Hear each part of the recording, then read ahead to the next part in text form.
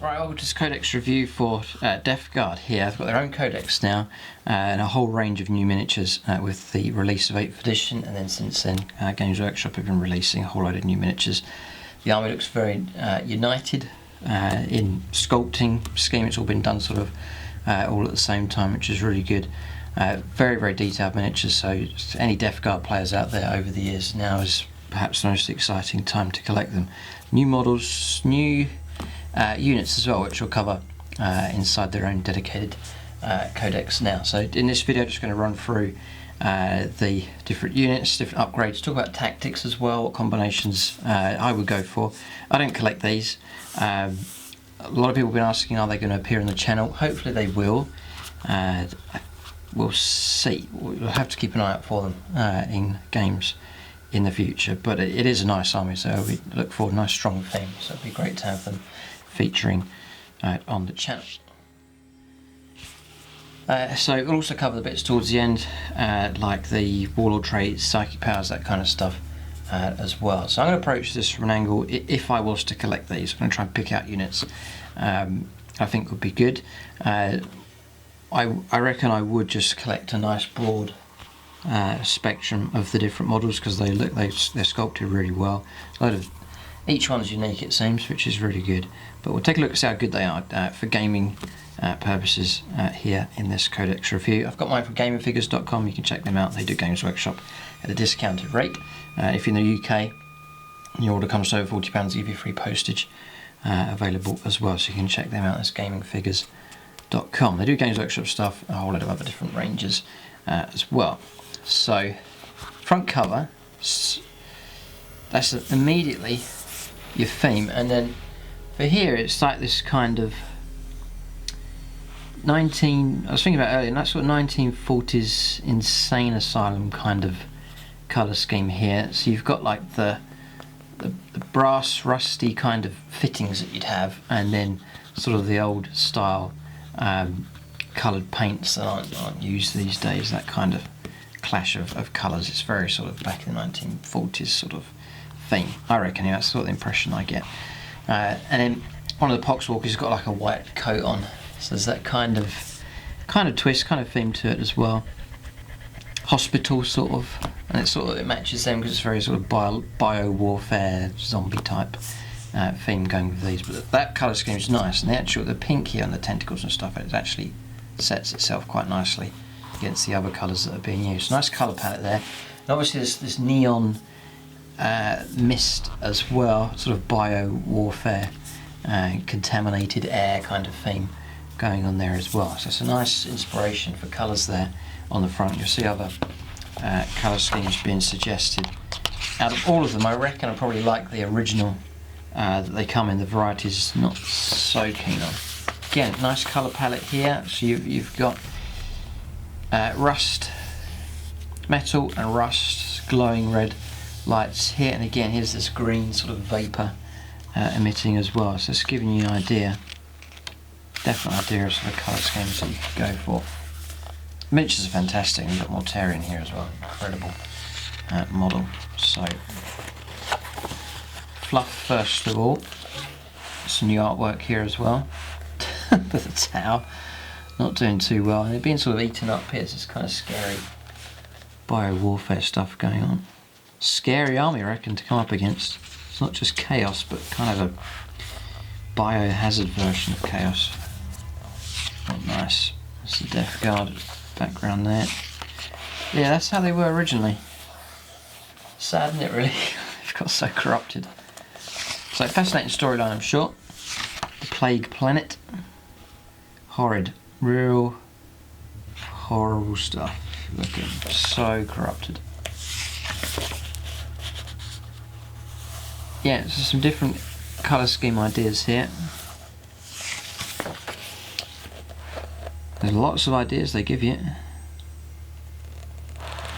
Yeah, no, I reckon I like the original. Just, that is classic Death Guard there. Very, very iconic colour scheme. These others are okay. Maybe indeed you can invent your own. Just show you these pages here so you can see what to expect. More amazing artwork here. Very, very strong theme running with these. I think however you did paint them up, you'd have to paint them all, the vehicles, the infantry, and so on, just all matching that same colour scheme throughout, whichever one you decide to go for. They are fighting against Primaris Ultramarines. Yeah, nice kind of colour scheme going here. Sort of a darker, more bottle green going on in that one. Yeah, so that kind of colour scheme really works well. Right, on to different unit types now.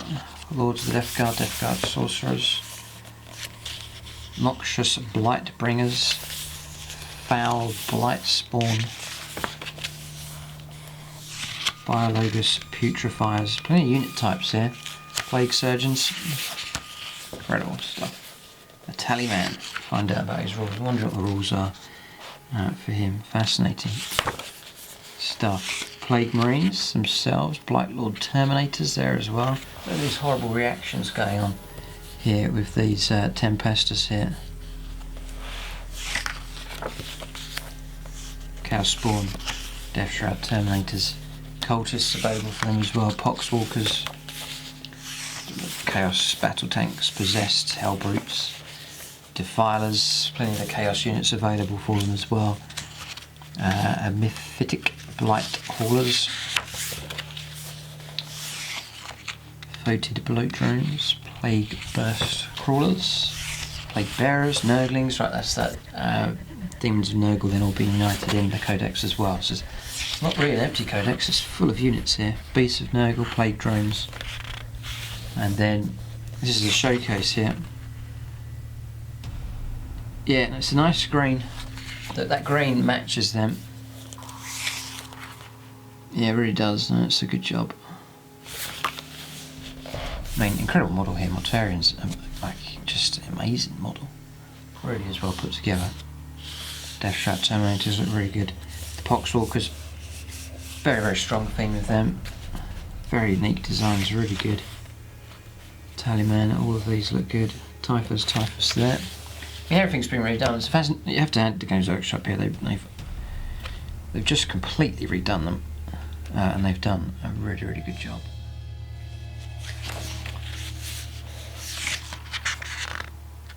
Plague Marine with a great Plague Cleaver. That's a cool pose. That one there looks really good. Not so keen on there's a Hellbrute there and the Demon Prince. They've tried to match them in, but they just, I don't think they go too well. Wouldn't be keen on those. I'd probably stick to just the new models, and then I reckon I would stay away from things like Chaos Land Raiders, Rhinos. Try and stay clear of all of that, and keep to the unique units that are for these. I reckon is the way that I would go about collecting these. Now, these are a good job here, the Putrid Bloat Drones. Really do look the part. So iconic units for the Death Guard as well. I think I'll focus on. I've got this new vehicle here as well now. There, which is what they've done here. So that's the kind of theme I go for.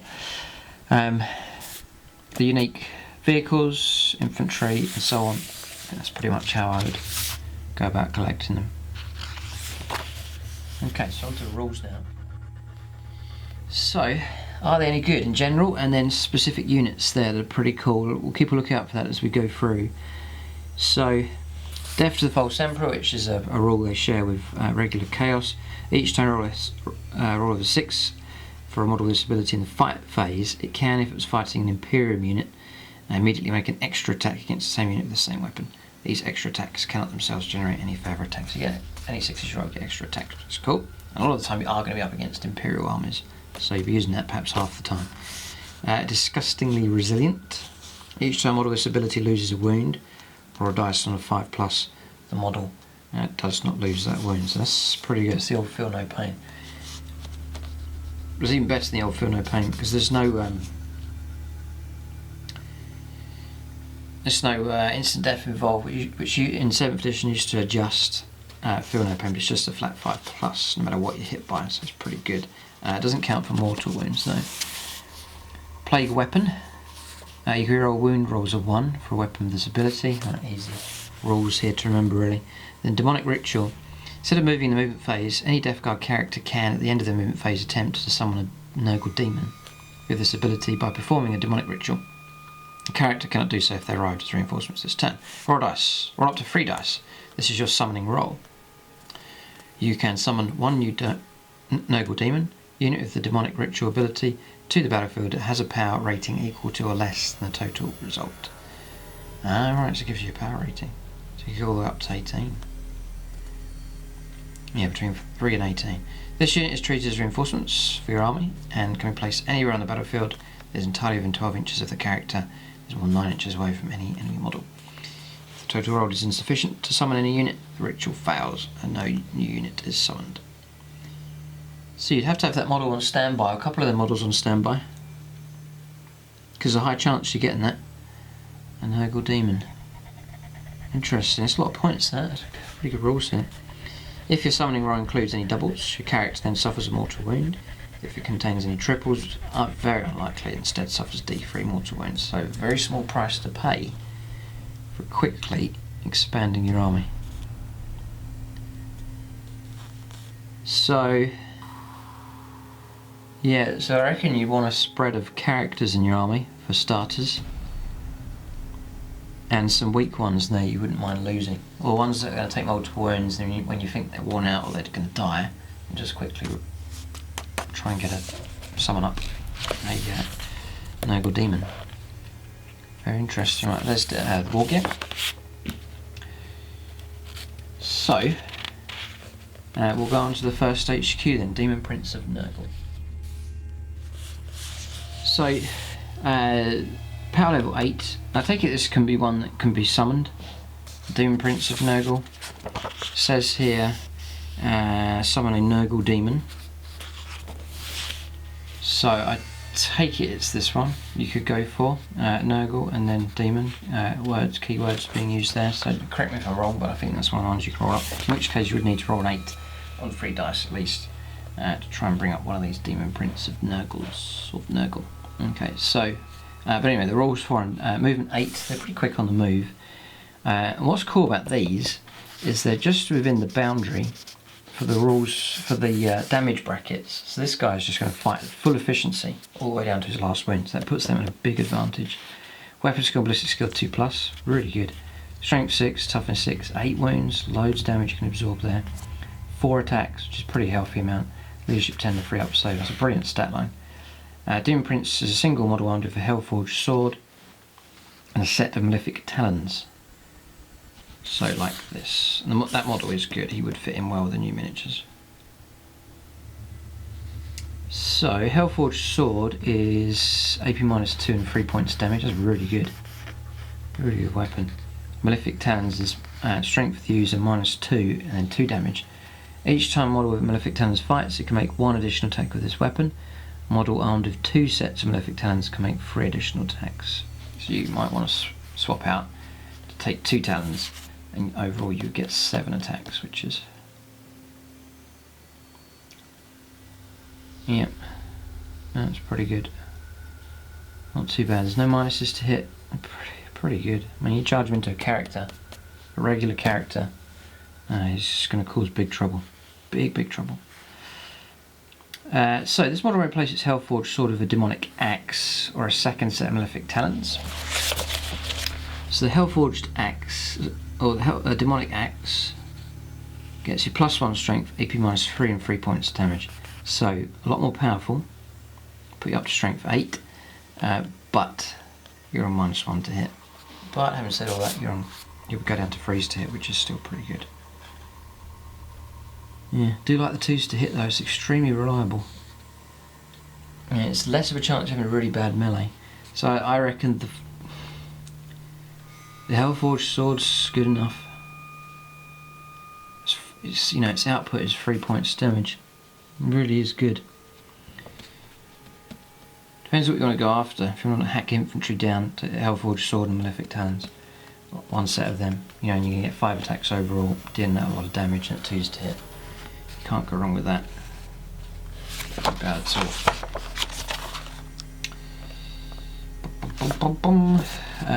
So 146 points, and then the Malefic talons.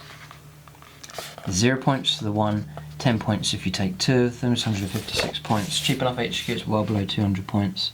Pretty good by 8th edition standards. And then the Demonic Axe. It's just 10 points. Right, it's all quite cheap here. And then the Hellforged Sword is 10 points as well.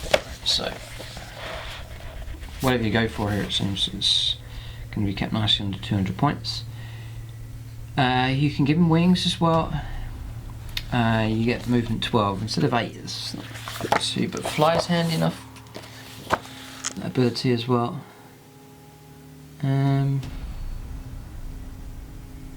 So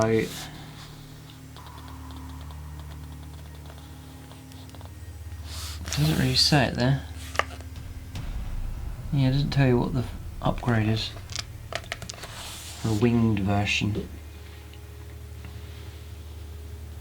Just looking to see if it's here.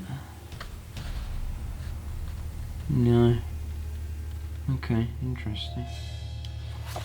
But I mean, that model's quite cool. You can easily put together your own one. Okay, now he does come with 5+ invuln save.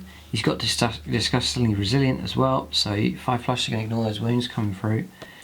And then this is the one, Prince of Chaos, reroll hit rolls of 1 made for friendly Death Guard and Nurgle Demon units within 6. That's rerolls, any rerolls. That's in combat, is going to help them, and with shooting as well. So, can't see any faults of this, it's pretty good.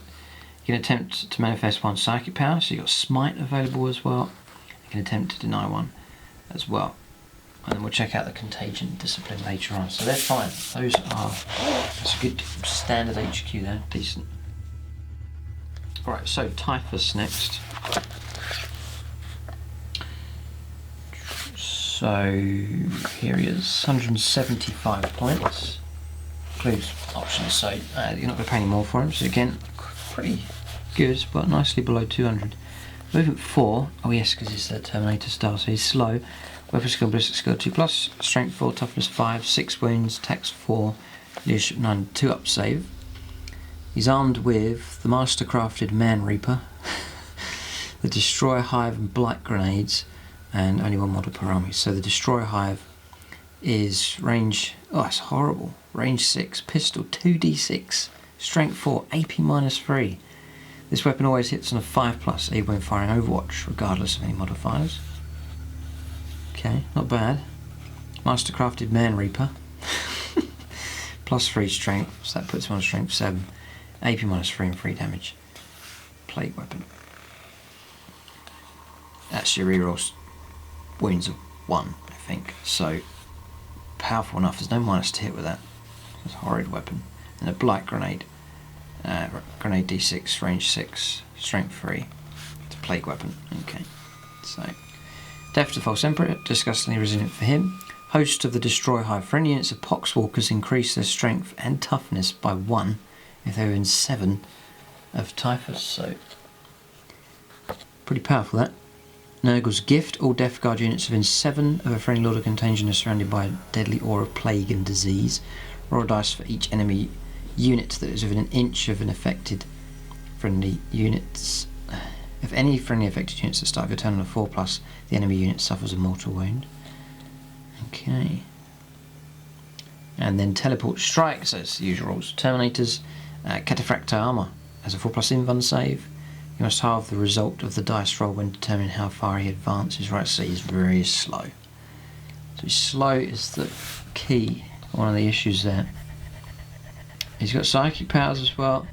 He can manifest 2 of them and deny 1. Yeah.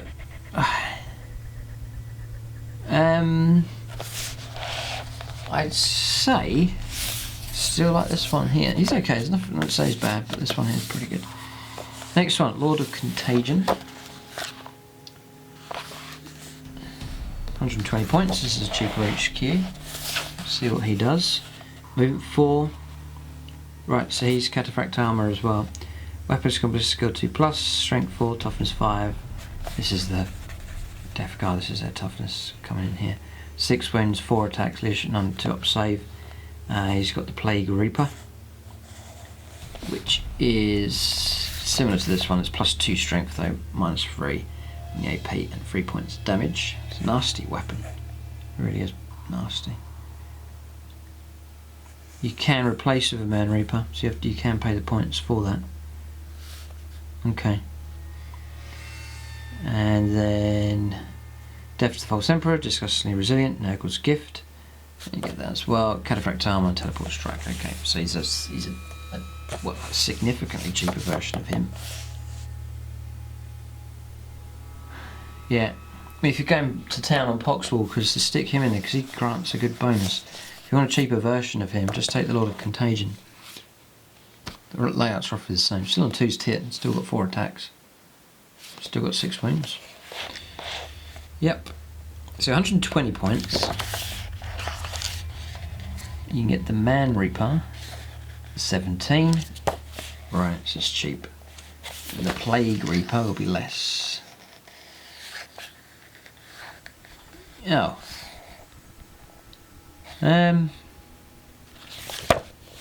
Interesting. Damage D3. Okay, got you. So, Man Reaper, there's 17 points. Plague Reaper, it's 1 less on the strength, but your damage is guaranteed at 3. But you're going to pay 30 points instead of 17, so you probably go for the Man Reaper. There, I'd imagine, but still, it still works out pretty cheap. Him. Okay, Chaos Lord then next is going to be a standard Chaos Lord, so I'm not going to go into this one too much. Just the toughest is still 4 here, interesting. 5 wounds for him. Still 2's to hit. Quicker though, movement is 6. Yeah, not going to go into this too much. He does have the 4+ invuln. And he does grant the reroll hit rolls of 1 over for any Death Guard units within 6 of this model. So you can kill him out pretty good. The stat line's not bad. Still 4 attacks and 2's to hit. Then Chaos Lord and Terminator Army. This is all very similar to. Just check out the review for Chaos Space Marines, the new Codex. I've covered that. So this is Chaos Space Marine units, yeah, which I've already covered really. Movement 5 for him. Usual stat line. Goes up to 6 wounds though. He gets the 2-up save. Combi Bolter, Power Sword. He's going to be pretty cheap. Yeah. So let's just have a look at Chaos Lord in Terminator armor. 105. And the standard Chaos Lord 74. So cheap HQ's that. The other thing is you could play. It's that you do get one of these or 2 of them, and then when they die, throw them out, get them out there to absorb hits and stuff. Then when they do die, try and bring them back again if it does apply to him. So that's Chaos Lord and Terminator. Sorcerer here, right? So this is going to be the same as your usual Codex for the Chaos. Obviously, unique psychic powers available for these, though, which we'll check out later. So. Sorcerers are okay. I mean, Smite's so powerful. A spread of these would be pretty good here. So, not really going to cover this. He gets 2 psychic powers a turn. Tempted to deny 1. Sorcerer and Terminator armor, just slightly better with the armor and so on. Does get an extra wound here though, 5 wounds. Their attacks drop down to 3. That's about it. Both of these are on 3's to hit. That's about it. Okay, you've got a Teleport Strike just there. Okay, so we now have a Malignant Plague Caster. So one of the unique units here. 110. He's movement 5, weapon skill, ballistic skill 3, plus strength 4, toughness 5, 4 wounds, 3 attacks, leadership 8, and a 3-up save. It comes with a corrupted staff. Okay, so it's 0. So you're keeping points down, still 110. Bolt pistols, probably going to be a point. No, it's 0 for that as well. And then blight grenades, crack grenades. Flat 110 points. Yeah, that's it. Bolt pistol, corrupted staff, then it's +2 strength, open -1 D3 damage, just the usual force stave as standard there. It does come with disgustingly resilient. They all come with that. No. So these don't. Chaos Lord and Terminator, Sorcerer and Terminator armor. No disgustingly resilient, so you want him to match him more with the theme. Okay. Pestilent Fallout. Each time this model successfully manifests a psychic power with a psychic test of 7 or more, the nearest enemy unit within 7 suffers a mortal wound after the effects of the psychic power have been resolved. Right, so bonus there. You can attempt to manifest 2 psychic powers, attempt to deny 1. Okay. So not much difference really from your regular sorcerer. You can even just buy the model. If you're just trying to save on points, we like the model, get the model. Use them just as a regular sorcerer and you can play around with points that way. Okay, so that's the HQs. On to troops now. Really this is the iconic unit here. God, there is a fair bit of war gear available for these. So, Plague Marines. 5-inch move. Weapon skill and ballistic skill 3+. Strength 4, toughness 5, this is their hallmark. 1 wound, 1 attack, leadership 7 and a 3-up save. Standard Plague Marine is 19 points. Similar to Thousand Suns kind of, Rubric Marines, that kind of price you're looking at. A fair bit more than the regular Marine, but you're paying for toughness for these. Unit contains 1 Plague Champion and 4 Plague Marines. You can include up to 2 additional Plague Marines, up to 5 additional Plague Marines, or up to 10, or up to 15. So you can go for big units. Probably not worth doing that in 8th with the way the morale system works. Each model is armed with a Plague Knife, a Bolt Gun, Blight Grenades, and Crack Grenades. Plague Knife.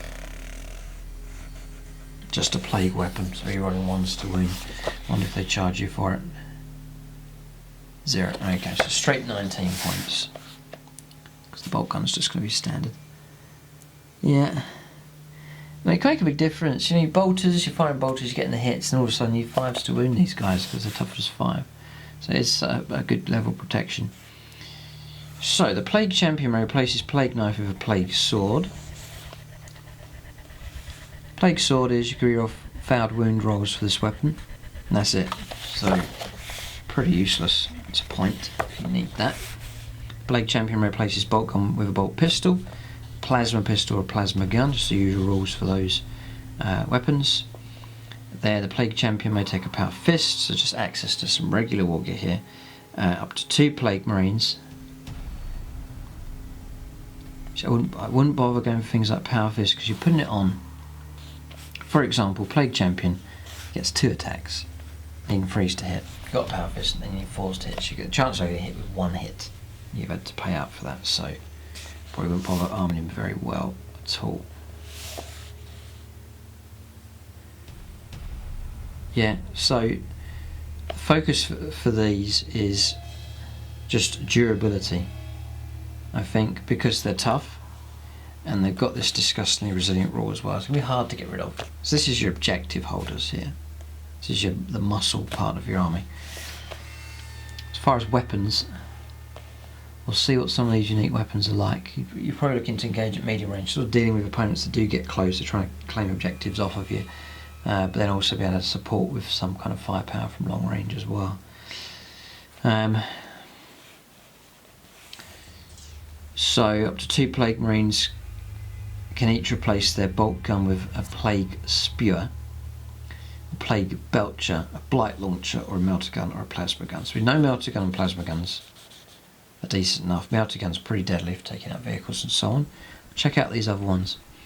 A Plague Spewer is range 9, heavy D6, strength 5, AP -1, and auto hits on the target. It's like heavy flame with them. That'll cost. Yeah, 19 points. Yeah, it's not a bad weapon. Let's have a look. Up to 2 can take him. Yeah, so if I was going to go for Plague Spear, I would take 2 of them. 2d6 is so much better than just 1d6, but unreliable. A Plague Belcher next. Range 9, assault d6, strength 4, AP -0, 1 point damage. Auto hits. This is the flamer. Probably going to be 9 points. 10 points. Okay. And then a Blight Launcher. Anything different here? Range 24, Assault 2, Strength 6, AP -2 and D3 damage. Plague Weapon. That is a nice weapon. Yeah, that Blight Launcher's good. Let's have a look. 14 points. Wow, bargain. Yep. Nope, I would go for Blight Launcher's a decent weapon. You reroll 1s to wound. Your damage is D3. Strength 6. And then the AP is -2. Yep. Not a bad weapon at all. So the Blight Launcher is pretty good. I reckon I would go for... Depends what you want to do. You kit your squads out with a theme in mind and what you want to use them for, but Blight Launcher's a pretty good sort of a general all-rounder. Yeah, no, not bad at all. Yeah, it's damage they can kick out, it's not bad. Okay.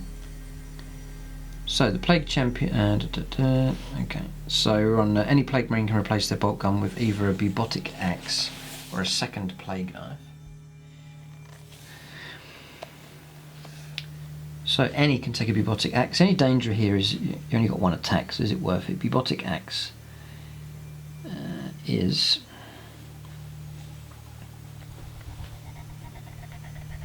Oh, here it is in the middle. It's +1 strength, AP -2, and it's a plague weapon, 1 point of damage. Yeah, it's decent. It's a decent enough weapon, but is it worth giving it to a 1 attack model? I don't think it's worth it. No, so I don't think I'd go for that. Any model though, you could give it to the side, the champion maybe, get 2 attacks, but still, it's not many attacks at all. Okay, up to 2, that's any. Then up to 2 Plague Marines can each replace their bolt gun with Mace of Contagion and a Bubotic Axe. So Mace of Contagion, +2 strength, AP -1 and 3 points damage. Plague Weapon, when attacking with this weapon you must subtract 1 from the hit roll. So, you know, the max you could do is put it on the champion. He gets his 2 attacks, you're on -1 to hit, so you're on 4s to hit with 2 dice. I just really don't think so. I just do think it's a waste of points. It's not efficient to give it ones with such low attacks. Yeah, I mean, as a compromise, I'll probably give something good to the sergeant. You know, all the other Plague Marines can protect him, and then he can hit with those 2 attacks. Mace of Contagion is... oh, it's 7. It's 7 points. It is cheap.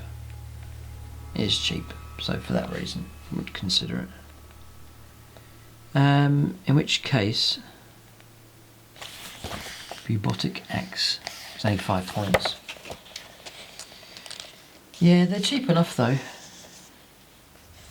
So, you know, because they're so cheap in points, you give a few to your unit. It just depends how you want to use them tactically. I imagine these are kind of holding ground kind of units, with a bit of medium range supporting fire, and that's why I think the Blight Launcher is pretty helpful.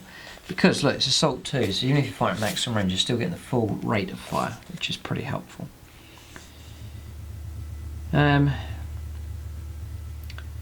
So, up to 2 Plague Marines can each replace the bolt gun with a Great Plague Cleaver or a Flail of Corruption. So the Great Plague Cleaver, it's ×2 strength, AP -3, D6 damage. It is -1 to hit though. That's a horrid weapon. Maybe save that for some other kind of character, because again, best you can do is the Plague Champion.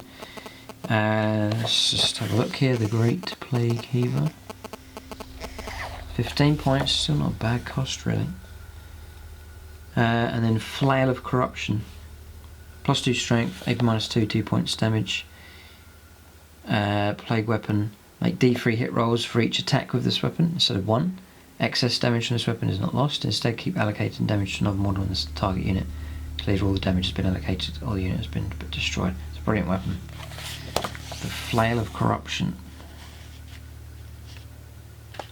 10 points, wow.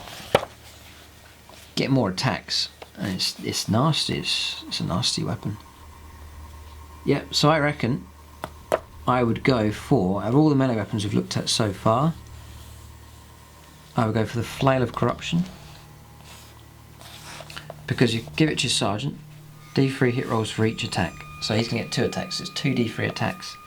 The minimum is 2, maximum is 6. There's no minus to hit. And the damage keeps rolling over. Horrid weapon, that. That is the decent weapon, that one. That's the best weapon there. And cheap in points as well. Give it to the sergeant. And then for the regular marines, I definitely take a couple of Blight Launchers.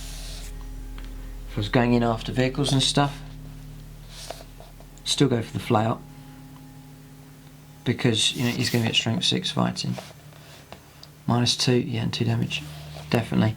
And then maybe take melters. If you're going after vehicles. Okay. So that was a pretty good one.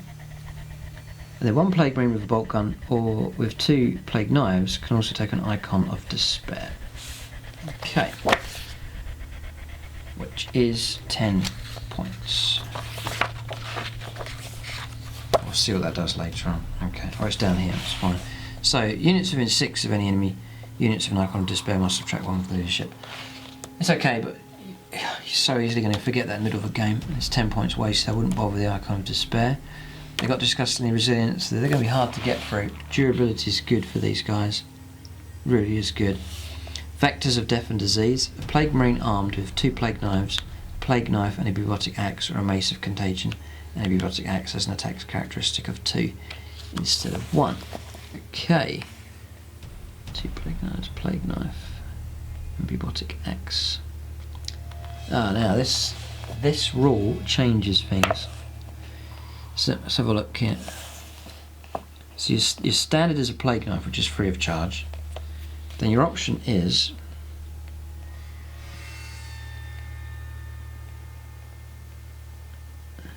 yeah, you may replace your bolt gun with a Bubotic Axe. So look, what else? Who does this apply to? Mace of Contagion. Yeah, there. And Bubotic Axe, okay.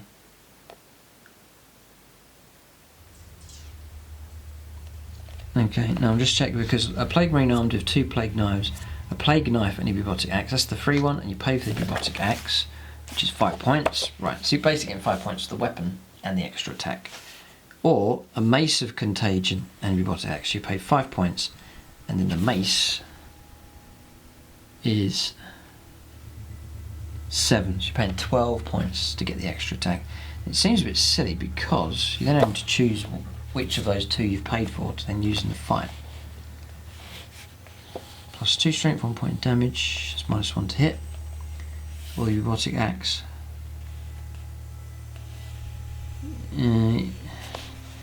Which is here.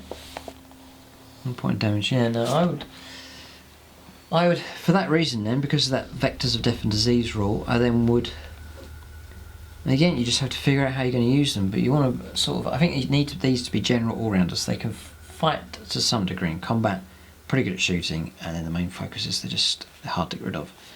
So I reckon I would give just thinking of my best combo here, unit of 10, you don't have to, unit of 8 maybe if you're worried about morale, but between unit 8 and 10 I would go for, and I would give them, I'd give the champion the flail, 2 of them I'd give Blight Launchers, there's a nice bit of fire support, and then another 2 of them I would give them Plague Knife and Bubotic Axe. So a bit of fighting ability, a fair bit actually. A fair bit of fighting ability for them. They'd be scary enough. No, they would be scary enough. So that's the combo I go for. That's pretty cheap actually. That's not too bad. You'd be looking at about 240 odd points with that kit for those. And that's a pretty decent, you know, resilient unit. Pretty good fire support with those Blight Launchers, and in combat actually pretty good. That's the Tactica for them. They're definitely viable and they're fine. No problem with them at all. Tough, for sure. Chaos Cultists then, just the usual rules for them. Check out the Chaos Codex for those. Let's just see. No, just the usual loadout for them. Nothing different here for them, so they're handy for bulking the army out, no problem at all. Poxwalkers then we'll focus on. This is a unique unit here for the Death Guard. So, movement 4. Oh dear, they are slow. Movement 4. Weapon skill 5+. Oh dear. Ballistic skill 6+. Strength and toughness 3. 1 wound, 2 attacks. The attacks is quite high. Leadership 4. So watch out for them then. 7+. 7+ armor save. I've not seen that yet. Unbelievable. So that's 10 Poxwalkers will cost. Got to see this. 6 points each. Not that cheap. Cultists are 4 points. They're armed with an improvised weapon, which is nothing. They are disgustingly resilient, so you've got virtually no save, and then they get 5+. Curse of the Walking Pox. Each time an enemy infantry model is slain by a Poxwalker in the fight phase, add 1 model to the Poxwalker's unit. Oh right, so they turn him into one of their own. That's so funny. That's a really good rule. Mindless morale, never take morale tests. Fine. Then diseased horde. You can add 1 to the hit rolls for this unit if there's 10 or more. Right, so you do want a big unit of them. So, yeah, they're okay. So they would get super enhanced if they had Typhus nearby, giving them +1 strength and toughness. So they become strength 4, toughness 4. Makes them a lot better. So a big unit with Typhus. 2 units of 30 with Typhus nearby. I think it'd be a pretty good combination. Then, see, what puts people off doing hordes usually is the morale issue, but these never take morale. So you can go as big as you want with these, with no worries, which is really good. Then, you know, the models look great, and you could do that. You could have a mass horde of them, like 3 ranks of them, just like a massive block of, you know, blocks of 30 of them. And then you have your Marines behind, your Plague Marines, and they're lower priorities to hit, and then when your opponent does fire some stuff at them, they're just so resilient. Play it that way. So, you know, rubbishy type units, they're not to be overlooked. Tactically, they have their uses for sure. And you can enhance these a bit to make them not too bad. Plague Bearers then, Nerdlings, sort of covered these in Chaos Codex. Plague Bearers are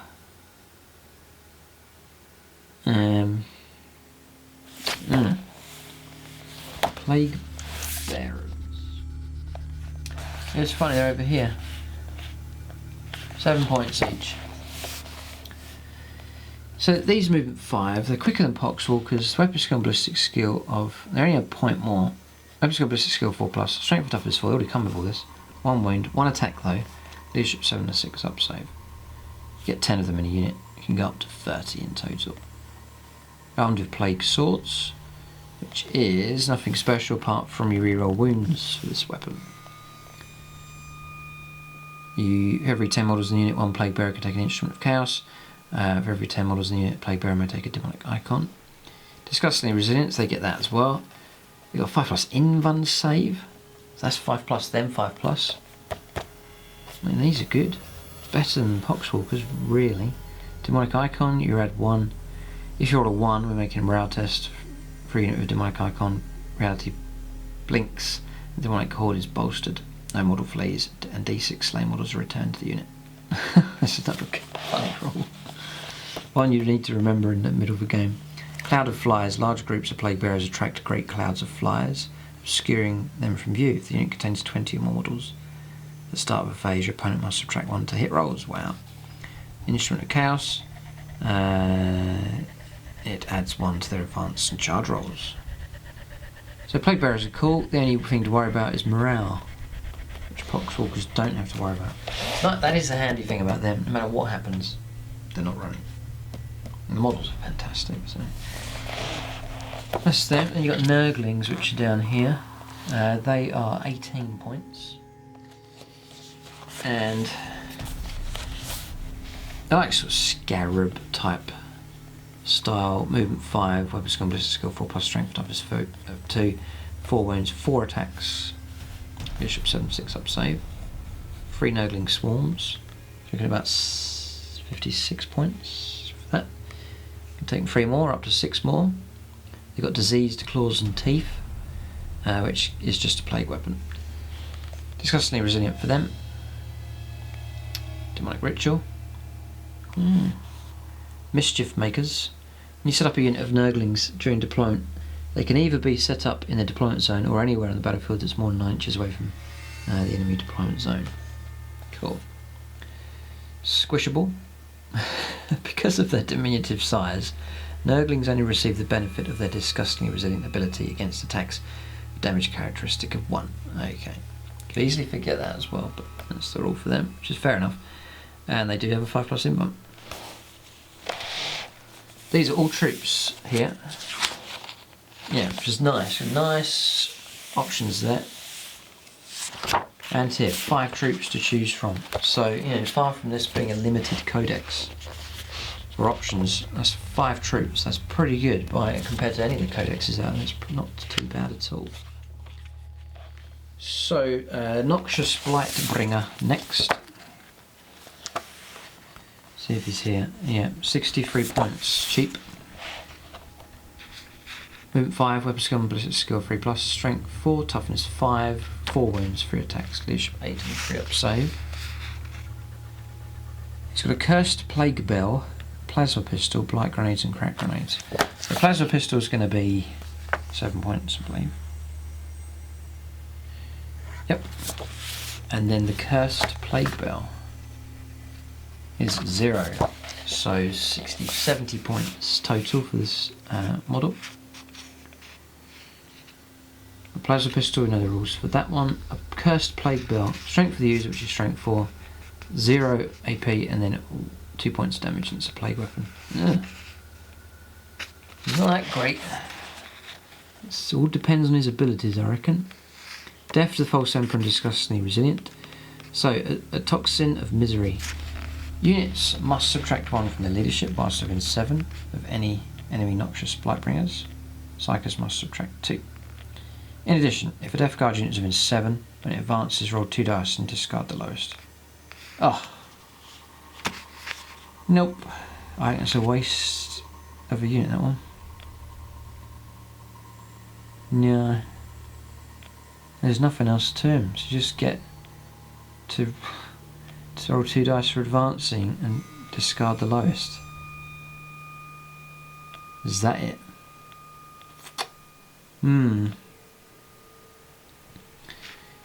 One thing is characters, he can hide behind a unit and then he can just take pot shots with his plasma pistol. But there's just not much there, there's not much to him. So no, I wouldn't really rate the Blightbringer. Sad to say, a waste of points. Or you could just get a cheap one, 70 points, and then just do his summoning rules, I think. You could do that. Okay. Next one is a Foul Blight Spawn. Let's see if these improve here. So a Foul Blight Spawn is the same stat line as above. It comes with a Plague Sprayer. So Foul Blight Spawn, 77 points. A Plague Sprayer. I mean, by all means, if you like the models, go ahead. There's nothing to stop, to get a variety. But sort of tactically wise, that Noxious Blightbringer, I can't see much point. If you see good use for him, maybe I'm missing something, but just don't see much going on there. Plague Sprayer 0, so 77 points. What do you get? There it is, range 9, assault d6, strength 2d6, so your average is going to be about 7, 6 or 7, AP minus 3, 3 points damage. So plague weapons, you're rolling your 1s to wound, which is helpful. This weapon automatically hits its target. Roll to determine the strength of this weapon after selecting a target, but before determining how many shots to fire. Okay, so the Plague Sprayer is okay. It's a good stat line here. The only worry is this d6 assault. At times you're going to roll 1s and 2s and not really get much output. Yes, you can get 5s and 6s, but it's not very reliable. He is disgustingly resilient. Death to the False Emperor. An Unholy Death's Head. For each Flower Blight spawn carries a single Unholy Death's Head grenade. This is interesting. Once per battle. He can, or another friendly Death Guard character within 3 inches of him can throw an Unholy Death's Head grenade instead of either a Blight grenade or a Hyper Blight grenade. When they do so, changes weapons type to grenade 2d6. Yes, and then what?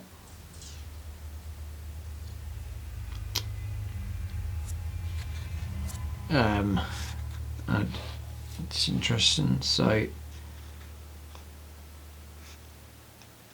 what does that mean? I don't understand here. So you got like, yes, you get 2d6 for the grenade, and then what? Then what's your strength and damage and AP?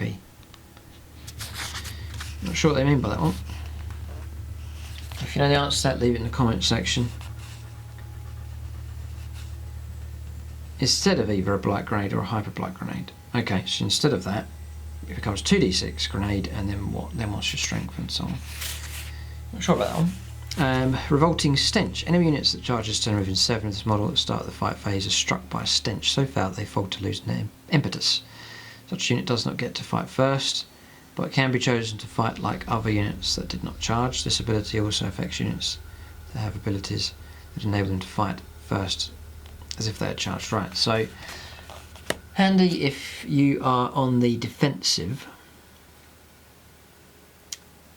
Yeah, if you're on the defensive and then you're worried about units fighting last in the combat, they get to fight first, or take it in turns at least, with him nearby, so that bubble of 7 inches. But again,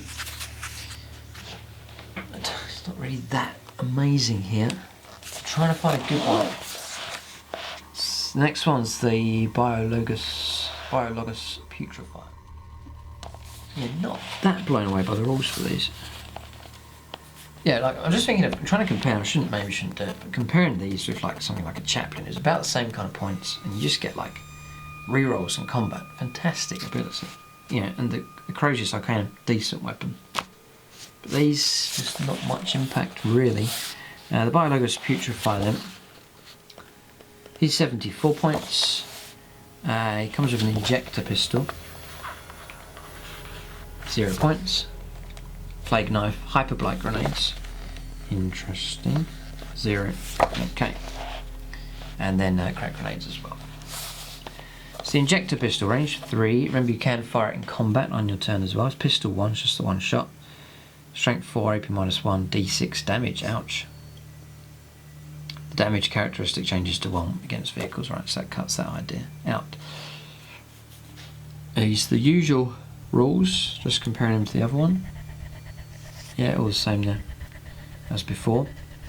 So the Hyper Blight grenade then is range 6, D6 attack still, strength 4, but it's 2 damage, right, there it is. Each wound of a roll of a 6, this weapon inflicts a mortal wound on the target in addition to the other damage. Okay. Disgustingly resilient for him. Pestilential Explosion. If this model is reduced to 0 wounds or a dice before moving from the battlefield, on a 4+, its racks of Blight grenades explode, and each unit within 7 suffers a mortal wound, unless it has Nurgle. Blight racks increase the strength and damage characteristic of all Blight grenades carried by friendly Death Guard units by 1 whilst within 3 inches of any Biologos Putrefiers. Strength and damage. Nice. That's pretty good enhancement there. In addition, whilst the unit is within 3 inches of this model, each wound roll of a 6 made when attacking with a Blight grenade inflicts a mortal wound on the target in addition to any other damage. Okay, that's not bad, that's better. Still not that amazing. Not bad. Okay, Plague Surgeon then next.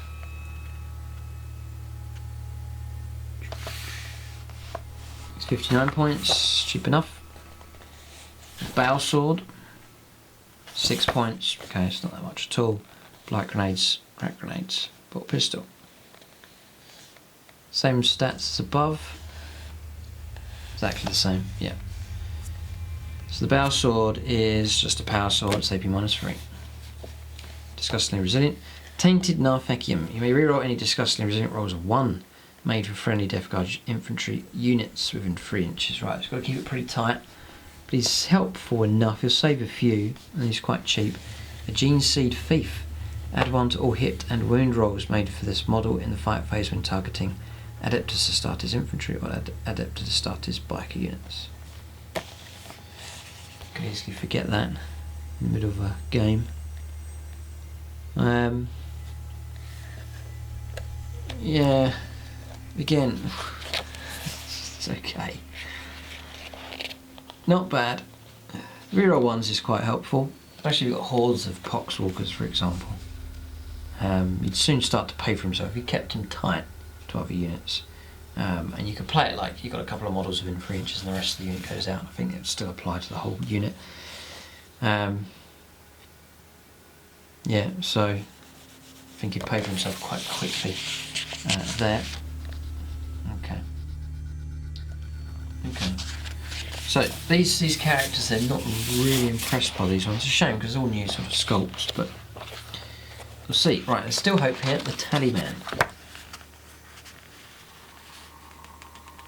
Yeah, I'm trying to be brutally honest. I know it's all new models and stuff. It's hype around, but sort of, and I'm not going to fault that. The job that Games Workshop have done is fantastic. But just I'm trying to rack my brains how I try and put an army together. Definitely Plague Marines, 8 to 10 man unit Plague Marines, no problem at all. Demon Prince probably, and something like a Plague Cast I think would be the most dangerous out of all of those. And that would probably do. Typhus maybe, if you can get a load of Poxwalkers, might be a nice theme. Probably leave points though for Mortarion, I reckon, is what I'd go for. But anyway, we're looking at the Tallyman anyway. So he is 60 points, so cheap enough. It looks like he might be a bit better. Same stat line. Yep, I think. He's armed with Plasma Pistol, which is a decent weapon, it's cheap, it's 67 points. Blight Grenades and Crack Grenades. Plasma Pistol, okay. Death to the False Emperor, disgustingly resilient. And then Festering Zealot. You can reroll failed hit rolls in the fight phase of friendly Death Guard units within 7. There he is. The Tallyman is good. Something else here. The Sevenfold Chant. So if your army is battle forged and you have a Tallyman on the battlefield, roll 2d6 each time you spend command points to use a Death Guard stratagem. If the result is 7, Nurgle bestows his blessing upon your army. The command points spent to use that stratagem are immediately refunded. Now all of a sudden, the Tallyman is really good. Yup. He is really good. Brilliant points. Both of those powers are fantastic, so that's the one. Tallyman's the one to go for. So got a good number of chances here. Tallyman's the powerful one for sure. Yeah, but by all means, if you disagree, what's good, what's not, then leave your comments and feedback in the section below. A lot of people will read through those and gain information, and then if you've got battlefield experience, what definitely works that you've used before, then by all means share that in the comment section below. Right, so we're on to sort of some fighting units now. So Death Shroud Terminators is next. They look pretty nasty. Actually got base of 3 attacks here. Okay, so Death Shroud Terminators, 50 points a time without the war gear. Slow, movement 4, weapon skill ballistic skill 3 plus, strength 5, toughness 5, ouch. 2 wounds, 3 attacks, leadership 8 and 2 up save. Then you can have the champion who comes with an extra attack and leadership, so he's on 4 attacks. So, unit of 3, you have an additional 3 of them. Each model is armed, like 3 of them straight away, 150 points, fair amount. Each model is armed with a Man Reaper and a Plague Spurt Gauntlet. They're going to need a decent invuln save here, otherwise they could find themselves in trouble. Okay, they're a bit vulnerable. The opponent's going to see him. because these are going to be expensive. So the Man Reaper then, just check this again, is 17 points now, looking at 67 points a model. Virtually the cost of one of these characters. And then the Plague Spurt Gauntlet is 8 points. Now, she's got 75 points here. Each 2 models, 150 points. They are expensive. So the Gauntlet is pistol D6, strength 6. Strength 3, AP 0, 1 damage. It's a plague weapon, so you're rolling once to wound. It's auto hits on target, but pretty weak. And then you have to take them. You have to take the Plague Spurt Gauntlet and a Man Reaper. Okay, the Man Reaper then is good. It's really good. It's +3 strength, making him strength 8.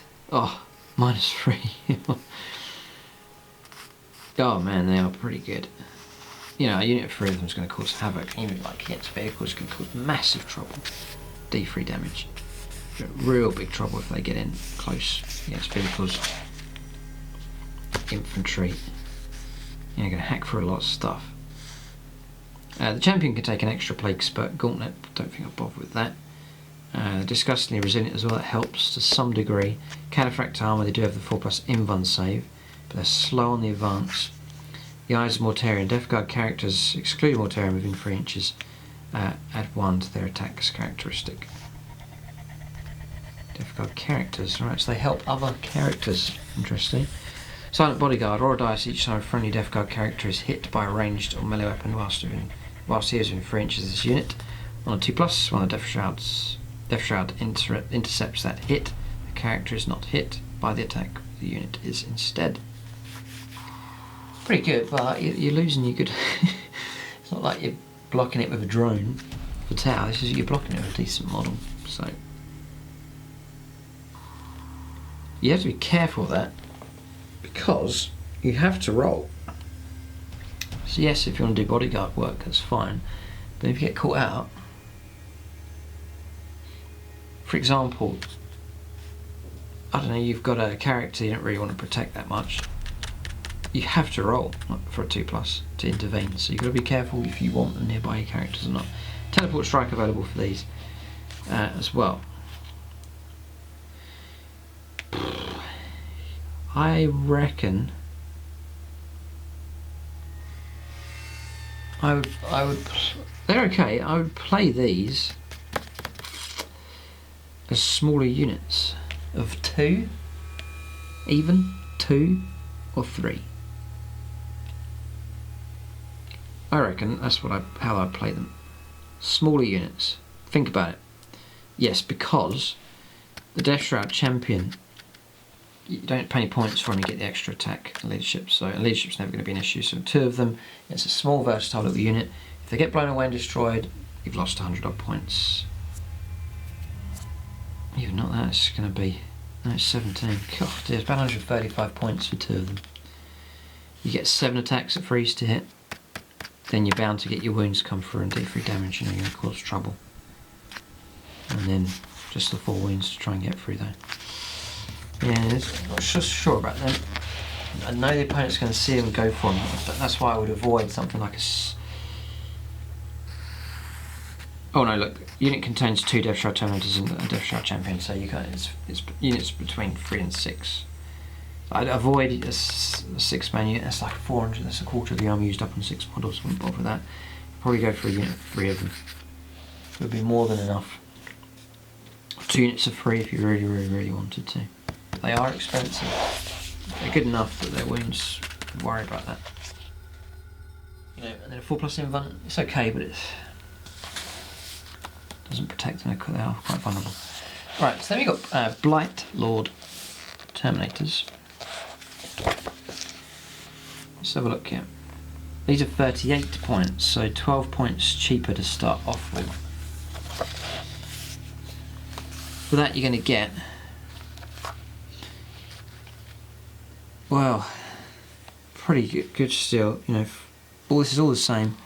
With less one on the strength, so strength 4. Still got the 2 wounds, those get 2 attacks instead of 3, but you're spreading out the value a bit more.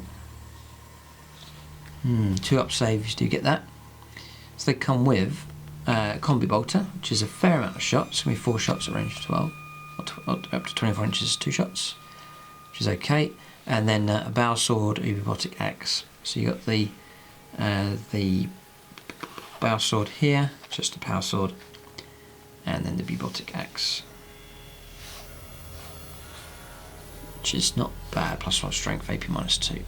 So they're the fighter strength 5, -2. Yeah, very okay. They're not bad. Maybe take a mixture of those combinations. So versatile enough, mixture of possibilities of them. You do get 5 of them in the unit. You can take another 5. Yep, okay. Any model may replace its Combi Bolter with an item from the Combi Weapons list. Let's have a look what you could do with these. A bit of flexibility here. Combi Bolter, Combi Flamer, Combi Melter, Combi Plasma.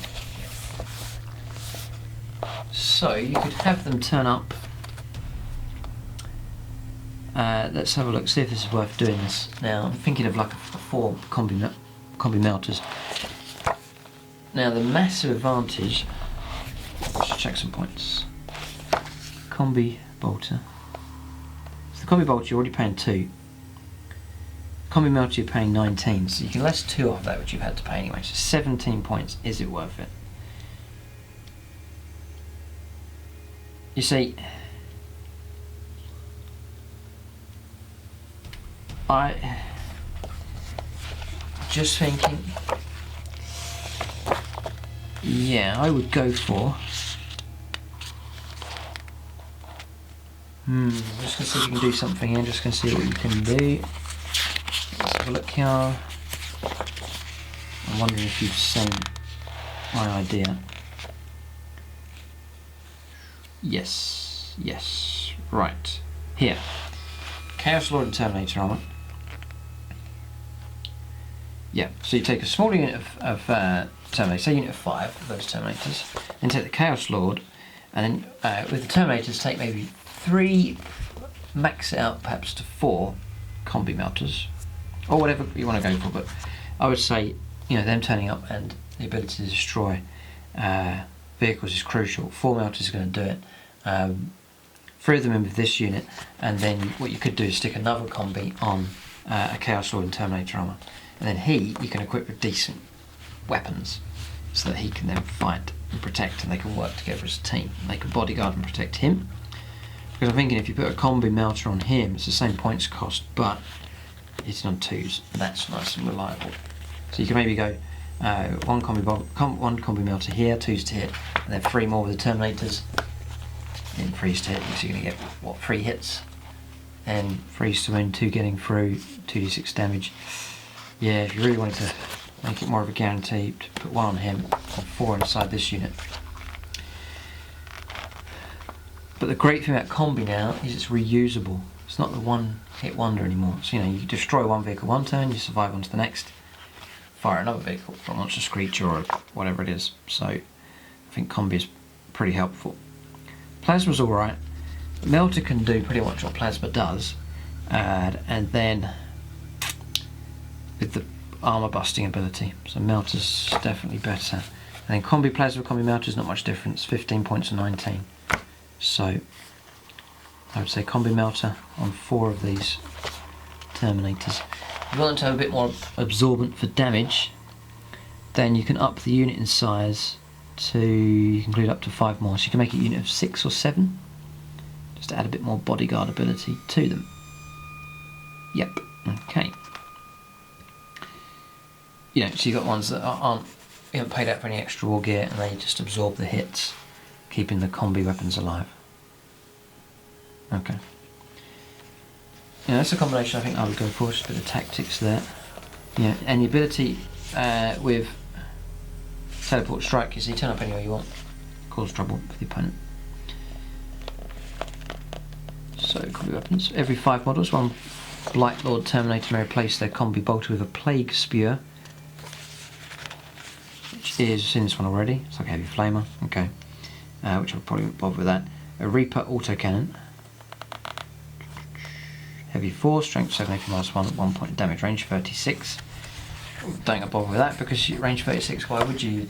You're going to be teleporting down to close range, so you wouldn't really take a long range weapon, I don't really think. Interesting to see how much it is.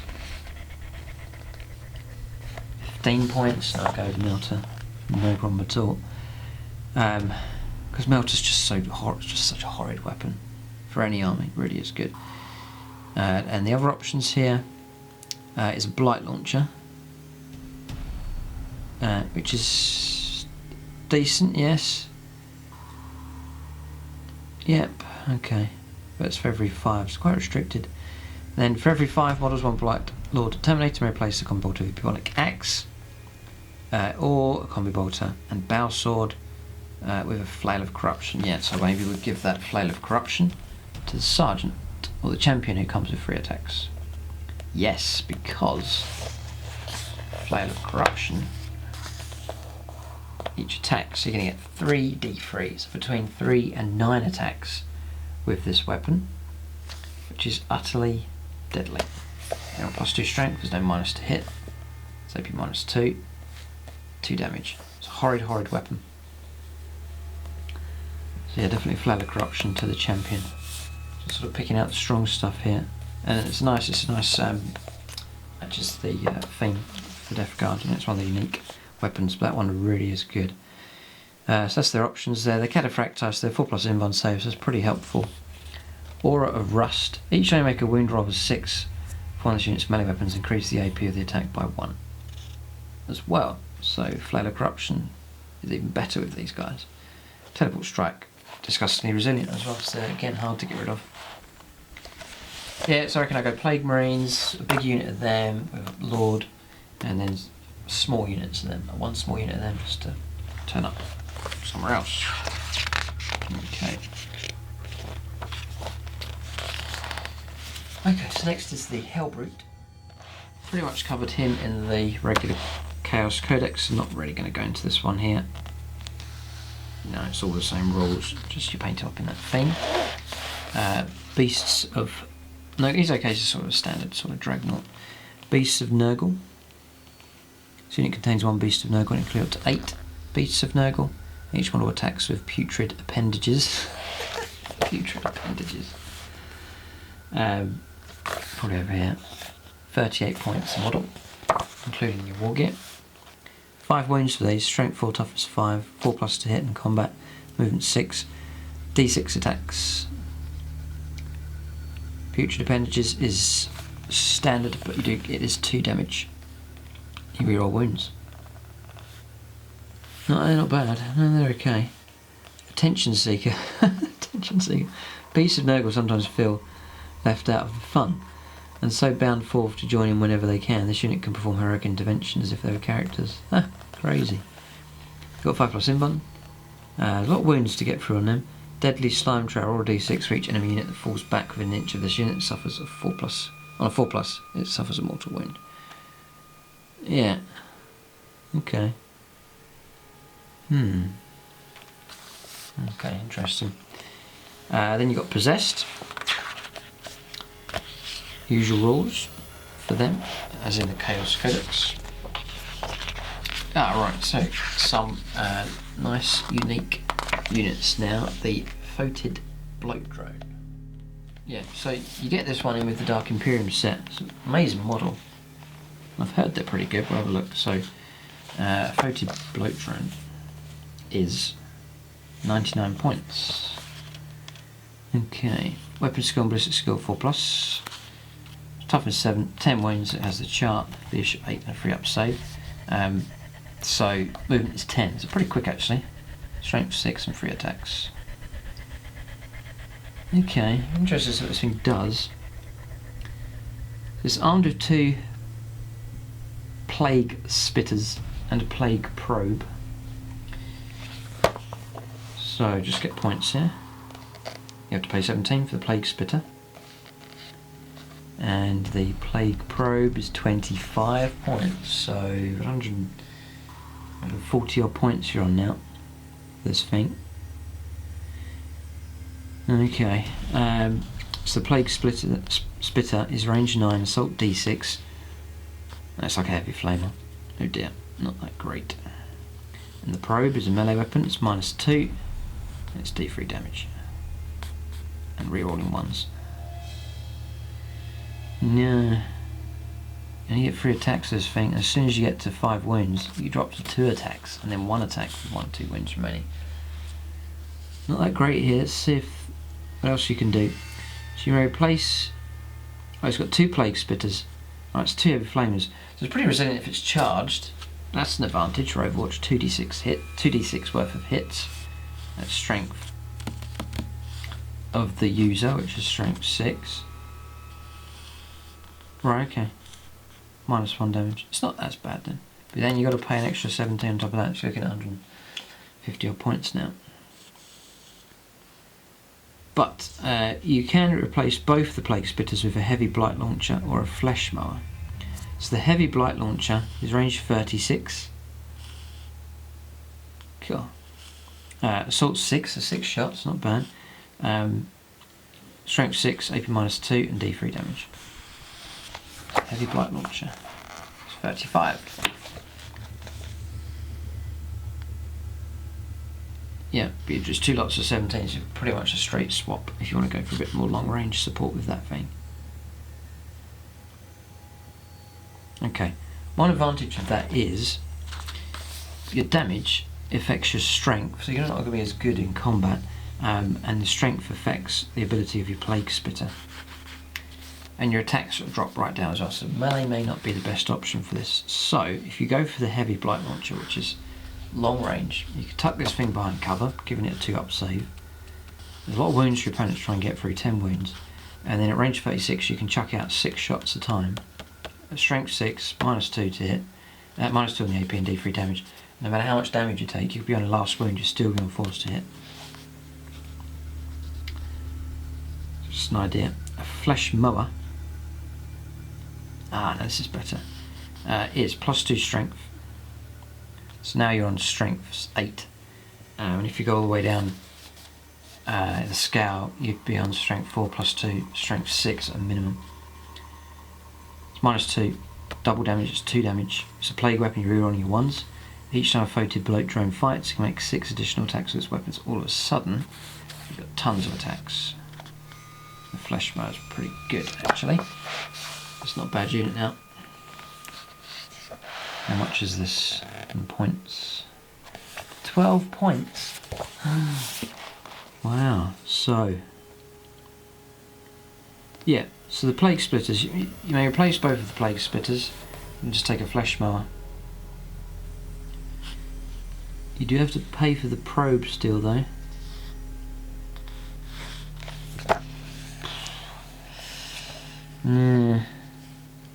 Just 25 points, that's tragic. Oh, if only you could drop the Plague Probe, which you probably wouldn't bother using.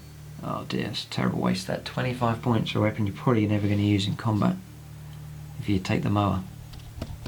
The mower. Okay, he's got a 5+ invuln save as well. It helps as well. It is disgustingly resilient as well, so it's tough enough. Opponent can't ignore that thing. Yeah, and it's pretty good for that melee, the Flesh Mower, because look, you're moving 10. So you'll be able to move quick enough. Putrid Explosion, this model is reduced to 0 wounds or D6. But 4+ it explodes. Wow. Every enemy unit within 7 suffers a mortal wound. So yeah, I'd take a Bloat Drone, probably go for the mower version. I think would be the option I would choose. Just there. Or if you want to hang back and protect, you know, sit back with some Plague Marines, provide a bit of long range fire support, and take the heavy Blight Launcher. Okay. So a Mephitic Blight Hauler is next. The Blight Hauler is 85 points. Okay. It says here you can include up to 2 additional Mephitic Blight Haulers. Each is armed with a missile launcher, which is a standard for Marines, a Bile Spurt, and a Gnashing Maw. Right, so Bile Spurt. So 85 points. Movement 10, it's all the same stat line here.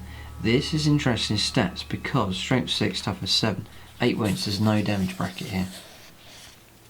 So these might be a pretty good option. Let's have a look.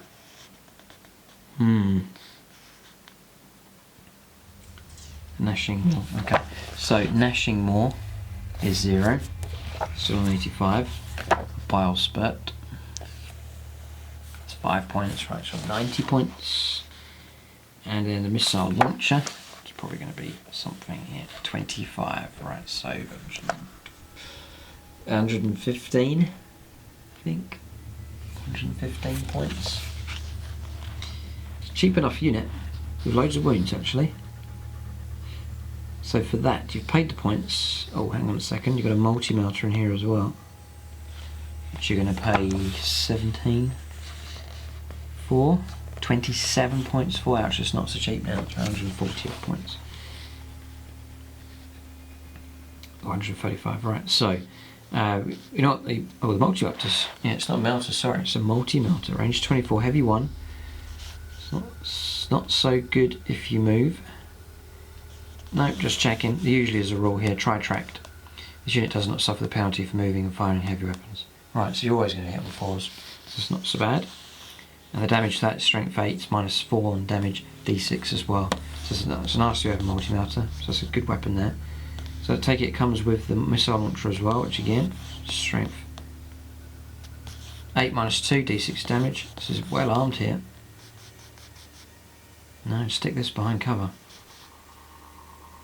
Yeah, no, it's fine. And then the bile spurt, range 12, assault d3, strength 6, even -1, not much of a deadly weapon, that one. The gnashing more is strength for the user, which is strength 6, -2 on the AP, 1 damage. It's a plague weapon, so you're rolling 1s, 3 attacks. No, it's definitely like a Devastator vehicle, Devastator squad vehicle type thing. Disgustingly resilient as well. A Putrescent fog. Friendly Death Guard infantry units of entirely within 7 gain the benefit of cover when making armor saves.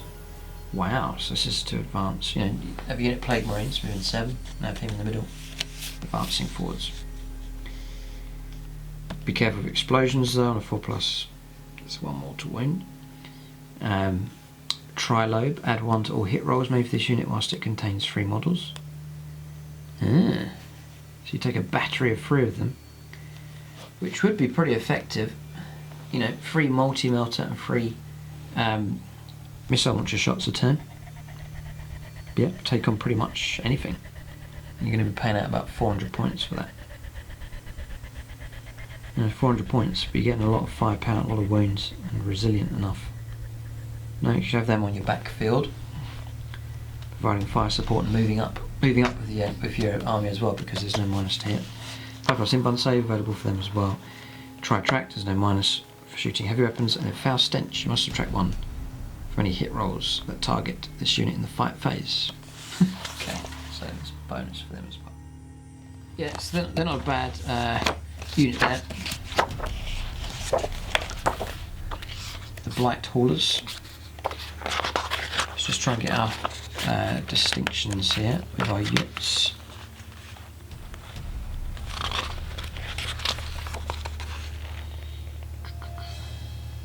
Yeah, that's the Moa version just there. They all look pretty good, but that looks pretty cool. And then here is your there. I'll see if I can find another picture of it. I'm guessing that comes in the same kit as the bloat drone. I could be wrong. Yeah, not sure about that. May well be the same kit. Let's just see if they've given you a... No, they haven't. They are there. There's one here. The Mephitic Blight Haulers. It's just here. There's not really a close-up in the book, but he's just there with the infantry. Again, the model looks quite cool. Yeah, it's armed with multi-melter just there in the rocket launcher. Interesting design, that. Okay, so no, they're viable enough. They're not bad at all. You know, I think it'd take a fair amount of work for your opponent to try and grind through those, especially if you've got like a battery of 3 of them. Yeah. So it's a unit. I'm just seeing if you can break off. Nope. So if you take 3 of them, they've got to stick together. There's no, not like the usual, you take multiple vehicles. You could then get your, they can go off and do their own thing. These have to stick together. Right, so you've got Chaos Spawn, which is usual Chaos Codex, Plague Drones here. These are interesting. It's movement 10, nice and quick. Weapon skill, ballistic skill 4+, strength 4, toughness 5, 4 wounds, 6 up save though. Unit is 1 Plague Bringer and 2 Plague Drones. Plague Bringer is just an extra attack. Include up to 3 of them, up to 6. Armed with a Death's Head and a Plague Sword. They fly into battle on Rot Flyers that attack with Prehensile Proboscis, yes. Okay. So the Death's Heads then is range 12, assault 2, strength 4, no minus AP and 1 damage, plague weapon. The Plague Sword is reroll fouled wound rolls for this weapon. Nothing major with these. The Rot Fly, the nice models though, but the Rot Fly is strength 4, 2 damage. After a model riding a Rot Fly makes its close combat attacks, you can attack with its mount. Make 4 additional attacks using this weapon profile. You can reroll fouled wound rolls for these attacks. There's a fair amount of attacks here. You get a big enough unit and just plunge them into hordes. You cause trouble. Take an instrument of chaos or a demonic icon. They are disgustingly resilient. And the demonic icon you can make a roll of 1 when making a morale test for the unit. Reality blinks. A demonic horde is bolstered. No models flee and 1 slain model is returned to the unit. Instrument of Chaos is +1 to advance and charges, and they do come with the 5+ invuln save because they are demons. And they will cost Plague Drones. Pretty handy unit for sticking around a flank and working around, or just moving straight up. Over here, 34 points and includes your war gear, and they're cheap. They're cheap enough, you could bulk the army out with those. They're quite a presence on the table, although not much of a major threat, but just an annoying unit to try and get rid of, for sure. Okay, so that's Plague Drones covered. Next is Chaos Land Raider. Not going to go through this again, it's just check out the Chaos Codex review for that one. Same for the Defiler as well, which isn't bad. I gave it quite a good review in the Chaos Marine book, but just really focusing on these units here. So by all means, if you're trying to build an army with the options that are available, check out the Chaos Codex review to get a full lowdown on these units that are available for the regular Chaos army. So Plague Burst Crawler, very strong themed model that Games Workshop have put together. It's nice, does fit in well with the Death Guard. It's nice. Yeah, they could have just resculpted the Plague Marines and maybe done some Terminators and left it, but they've done it. They've got a massive spread of characters, Poxwalkers they've done, and then all these extra vehicles and drones and stuff, so it's a brilliant job. You know, you really could collect pure new sculpts for an army and have plenty of variety, which is a good job. They really have done well this. So the Plague Burst Crawler here, let's have a look. It's 110 points, which is cheap enough to start. The Plague Burst Mortar is 0. Wow. Heavy Slugger, 6 points, 116 points, and then 2 Plague Spitters, 17, so 145, just over 145, 150 points. It's cheap. It is cheap, and it looks pretty good here because you're on toughness 8 for this thing and 12 wounds. 3 attacks, leadership 8 and 3 up save. The ballistic skill starting off is 4+. It does go down to it never goes lower than 5+. Just there. Movement's 9. This is fast enough. Strength 7. Not going to expect to do too much in combat. Weapon skill 6+. So let's find out the weaponry then. So the heavy slugger then is heavy 4, range 36, strength 5, AP -1, 1 damage. It's not bad at all. The plague burst mortar, 12 to 48 inches. So there is a minimum range that you won't be able to fire at if the unit's too close, I believe.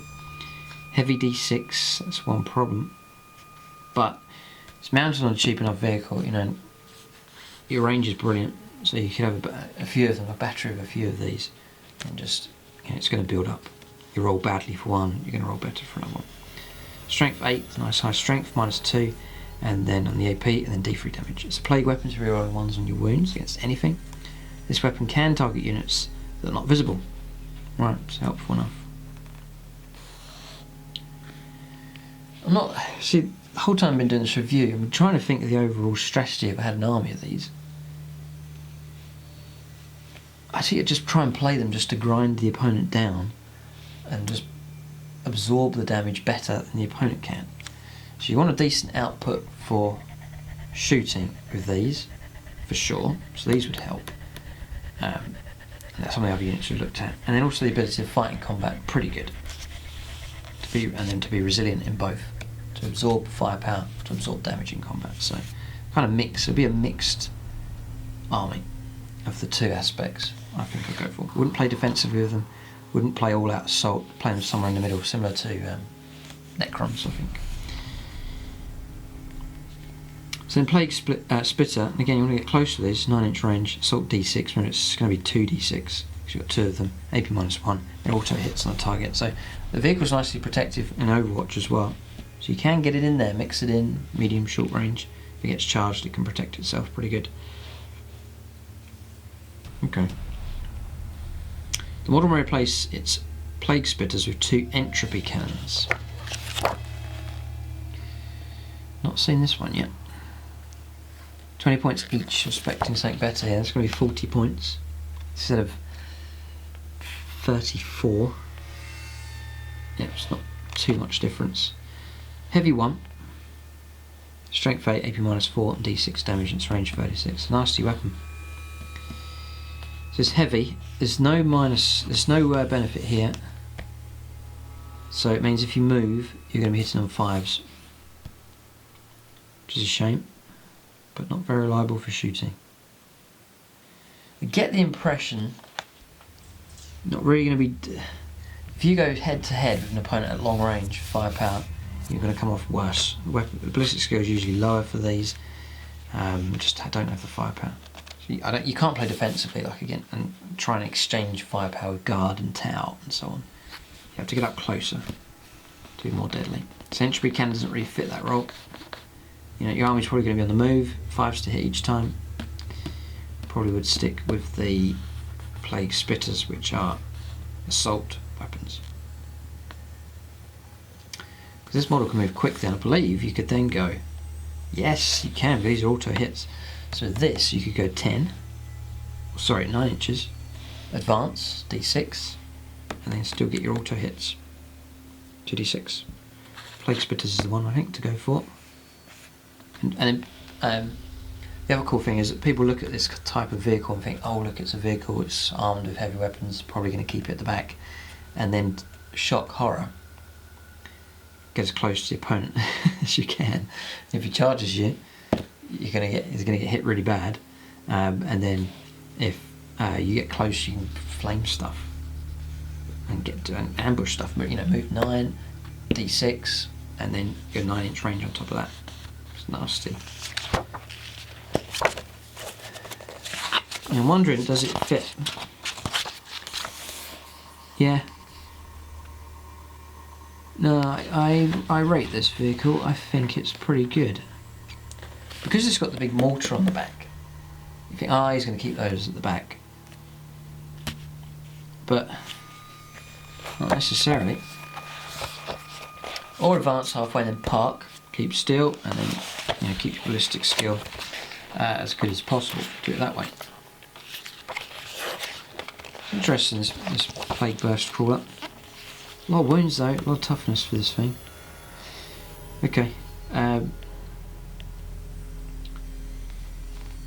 So So the mortars, you're going to be restricted if you're shooting with that if you're on the move. So you've got to weigh it up how you're going to do it. Sort of a mixture of start, stop, I think. You may replace the heavy slugger, which isn't a bad weapon, with a rot hail volley gun. 12 points. Strength, range 24, strength 3. Range 24, heavy 3, strength 6, AP -2, and 1 point damage. Probably stick with the heavy slugger. No, probably stick with the heavy slugger. I reckon. Yeah, okay. That's that then. It's not too bad in points really, getting a pretty good unit that can engage at long range. I mean, just thinking, see, like, if you do want to play at the back field and you want to sit still and fire support, then definitely swap out the Plague Spitters that take 2 entropy cannons, because you're going to combine double entropy cannon plus the mortar, which really is between 3 and 8 shots at strength 8, and you cause trouble. If you think you're going to play medium range, then take the Plague Spitters. If you're going to play close range, take the Plague Spitters as well and play it that way. Maybe take a mix and match in your army. You know, one of these things for close range can advance up with your units. You can play a few at the back to provide a bit of firepower as your army closes in. You can play it that way.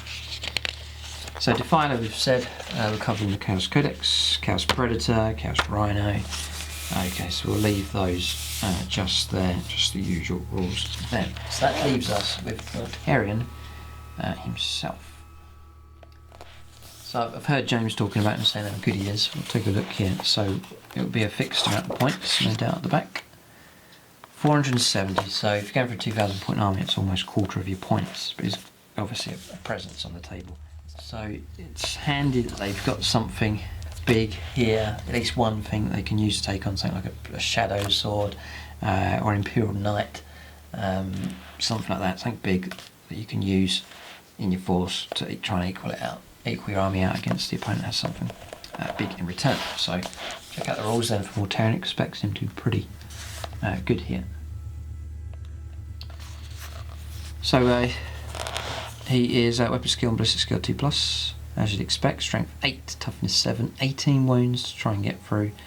Attacks then is over here, and the damage chart starts off with 6. Leadership 10, free up save. So on his top scale, he is movement 12, and Host of Plagues, which we'll check in a moment, is 4+. And he drops down to 8 wounds or less, is movement 10, it's still pretty good. 5 attacks, still pretty good. Host of Plagues 5+, and then 1 to 4 wounds, so he's really in trouble. Still he can move 8 and attack with 4 attacks. So he's always going to hit on 2s with weapon skill and ballistic skill, so he's pretty good. Mortarion is a single model armed with Silence, the Lantern, and a Phosphex bombs. He's attended by Nerdlings that attack with their claws and teeth. Only one of this model may be included in your army. So, the Lantern. His range 18, it's pistol, so it's going to be 2s to hit with a shot. And again, you can fire it in combat. Strength 8, AP -3 and 3 points damage. If you hit with this weapon, draw a line of sight between the closest point of Mortarion's base and that of the closest model in the target unit. Make a single wound roll against the target unit, and each unit the centre of the line passes over. So it's like a beam shot coming through. You have to remember when you do your movement to line that up just nice. Attendants, claws and teeth. Melee, strength 2, AP 0, 1 damage. Plague weapon. Each time Mortarion fights, he makes d6 additional attacks with this weapon. So if he's fighting against hordes or something. Silence. This is the big scythe. When attacking this weapon, choose one of the profiles below. So the first one is the Reaping Scythe. Strength of the user, AP -2. So he's fighting at strength 8. AP -2, 1 point damage. It's a plague weapon, so you're rolling your 1s. Make 3 hit rolls for each attack with this weapon. So he's basically going to get 18 attacks, so 2s to hit. Dear me. So he will scythe down Marines and Fire Warriors and so on with ease. Horrid. It's not utterly deadly though, it's only -2 and 1 point of damage. But that's handy against hordes, he just scythe his way through them. Brilliant. Eviscerating Blow, this is the killer blow here. -2 strength, so strength 16. So he's going to be on 2s to wound most vehicles. Is it a plague weapon? Yeah, there's rerolls, 1s as well. Horrid. It's AP -4, D6 points of damage, so he will happily cut through a vehicle or a character or monstrous creature with no problem. A Phosphex Bomb. So this is a weapon he can fire, which is helpful. It's got something he can use there. It's range 6. Grenade 2d6, so between 2 and 12 shots. Again at 2s to hit. Strength 5, AP -1. No, not bad at all. So just for those stat lines, he's nasty enough. So even if he's on his last wound, he gets 4 attacks at 2s to hit. And if he goes for the scythe, that's going to be 12 attacks. Yep. Yes, 12 attacks. Death to the False Emperor. Disgustingly resilient as well. So more resistance there. Primarch of the Death Guard. You may reroll failed hit rolls of 1. Friendly Death Guard units within 7. So there's a nice bonus there. Toxic Presence. Enemy units within 7. Subtract 1 from their toughness. Nice. And the Barbaran Plate is a 4+ invuln save, so that's helpful for him as well. Yeah, so he really is good. Host of Plagues, roll a dice for each enemy unit that is within 7 of Mortarion. Start of the fight phase, consult Mortarion's damage chart. If the result equals or exceeds the required value, the unit being rolled for suffers D3 mortal wounds.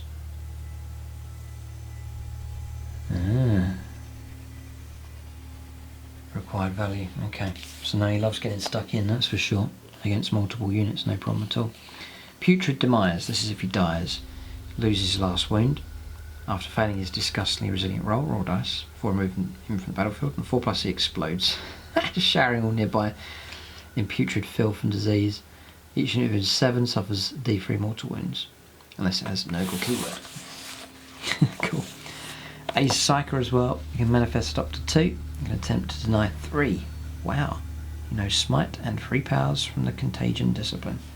No, so he is brilliant. No, he is really good. Can't fault that. He's got everything. It's deadly in combat though.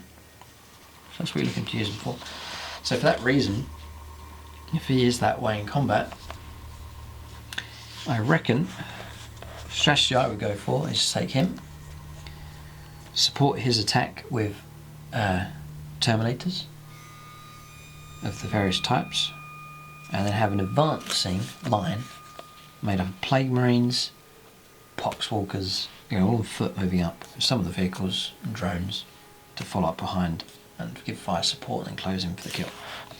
And you're equipping those Plague Marine squads with like combat weapons and stuff, the flails and so on, so that they can mop up weakened units. They can do that, they've got that combat ability. So that's probably how I would play that Death Guard. And it's chaos, you want to be aggressive and you want to play defensively, so and have him head up the assault for sure. It'd work pretty good. So here's the last entry. Yes, there's your summary of the weapons. Just that and that. There they are, fighting away on the attack here. Yep. No, nice theme. Okay, so some rules here then. Scions of Mortarion. Inexorable Advance. If your army's Battleforged, all infantry and Hellbrute units and the Death Guard detachments gain this ability. Such units do not suffer a penalty for moving and firing heavy weapons. Right. Or for advancing and firing assault weapons. In addition, a unit with this ability can fire twice with rapid fire weapons at a range of 18, instead of only being able to fire twice with them up to half the weapon's maximum range.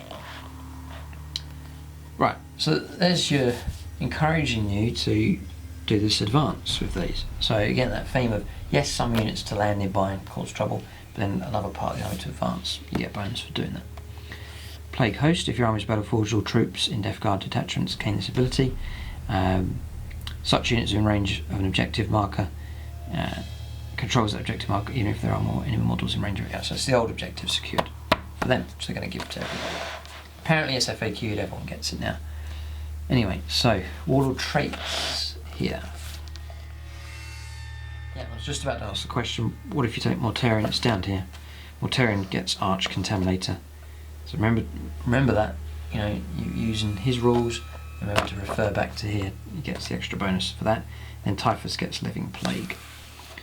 So, Revoltingly Resilient. Add 1 to any disgustingly resilient rolls you make for your Warlord, unless the wound you're rolling for is a mortal wound. So 4+, disgustingly resilient. Great. Living Plague. That's just for Typhus. Roll a dice for each enemy unit that is within 3 inches of your Warlord at the start of any fight phase. On a 4+, enemy unit takes a mortal wound.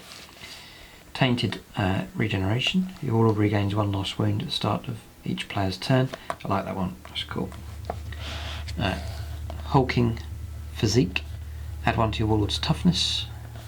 They're all pretty helpful. Rotten Constitution. Reduce all damage inflicted on your Warlord by 1. For example, if your Warlord failed a saving throw against a weapon that inflicts 3 damage, he only takes 2. Good. Easily forgotten though. In the middle of the game, but it's worth remembering. And then Arch Contaminator. Reroll failed wound rolls when resolving attacks made with a plague weapon, like a plague sword or any weapon with the plague weapon ability. Cool.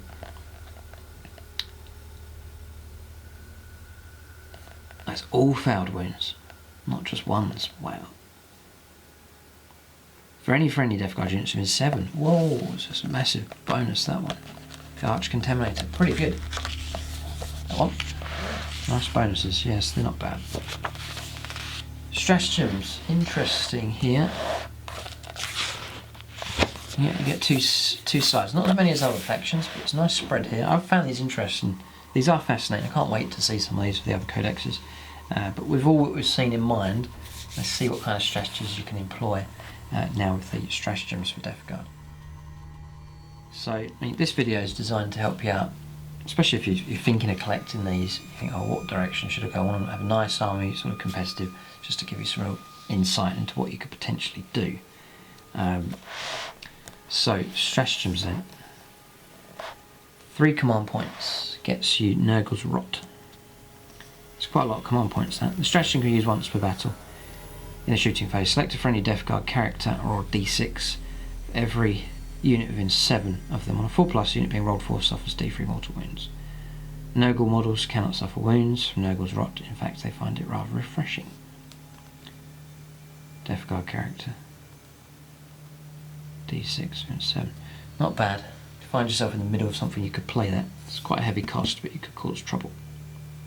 But you really want to get in amongst a load of units to do that one. It's quite rare that's going to happen. It's one you sort of keep on standby. 1 command point. Cloud of Flies. Use a stratagem during your movement phase. Select a Death Guard infantry unit. To the start of your next movement phase, any models can only shoot this unit as if it was the closest visible target. Wow. Cloud of Flies is brilliant. It's only infantry though, so it would have been handy for vehicles and stuff, but that's really helpful. It is really helpful. So you've got a key objective somewhere, your Plague Marines are sitting on top of it, you know they're going to get targeted by the opponent, you've got other units fighting out front, you say Cloud of Flies, sorry, and it cuts out the shooting. Playing your movement phase. So your opponent could react to that and try and move around it to get closer and so on, but in some circumstances, brilliant protection. So adds to that theme of trying to make a resilient army. Cloud of Flies is brilliant protection. It's only 1 point. Grandfather's Blessings, 2 command points. You can use this stratagem at the end of your movement phase. Select a Death Guard infantry unit. 1 model in the unit regains D3 lost wounds. Oh, this is really good. If there are no models in the unit, a single model in the unit that was slain during the battle is returned to the unit with a single wound remaining. Fantastic. Nice, these are really good. Fire Frenzy, it's 1 command point. You can use this stratagem in your shooting phase just before a Hellbrute shoots. If the Hellbrute did not move in its movement phase, you can fire all the weapons twice. All of its attacks must target the nearest visible enemy unit. Okay, handy. Putrid Detonation next. Yeah, the other thing is, some of the other codexes have tons of these, but here, this is more manageable. I like the idea of sort of a dozen of them, instead of pages of them. I think this is better. And, you know, it's just as good. There's no point having tons and tons of them, you forget them all. So I like less. Less is better, I think, for these. Putrid Detonation then. Use the stratagem when one of your Death Guard vehicles is destroyed. Do not roll a dice. That vehicle automatically explodes. Oh wow, so you can play that. Huh. God, there's some of these you really want to have on standby. Do not forget, you've got to, at an instant notice, just say, right, quick play that card, get it in there quickly. Blasphemous Machines, that was really good. It's only a point as well. Use the stratagem just before a Death Guard vehicle attacks in the shooting phase. Until the end of the phase, that vehicle can ignore the penalties for moving and firing heavy weapons, or for advancing and firing assault weapons. Not that great a bonus, but not really. Ugh. Not really great, that one. One command point or 3 command points, Gifts of Decay, that's going to give you access to more relics. You can have an extra relic for 1 command point, or 2 extra relics of decay for 3 command points. All of the relics of decay that you include must be different and be given to different Death Guard characters. We'll look at those a bit later. But flexibility there to get some bonuses. Chaos Familiar of Nurgle. Use a stratagem as 1 command point. Use a stratagem at the start of your psychic phase. Select a friendly Death Guard Psyker. That model can replace any of its psychic powers with a power of your choice from the Contagion discipline. Right, so you can swap powers around if you need to. What about flexibility with these? Kill Shot. You can use this 1 command point. You can use this stratagem in your shooting phase for Death Guard Chaos Predators within 6 inches of 2 other Death Guard Predators. If you do so, add 1 to the wound rolls and damage rolls for all the Predators' attacks that target monsters and vehicles. There's only a point to do it. Okay. Couldn't imagine collecting Predators for this army, but it's there if you need it. The Dead Walk again. On command point, use the stratagem at the beginning of your movement phase.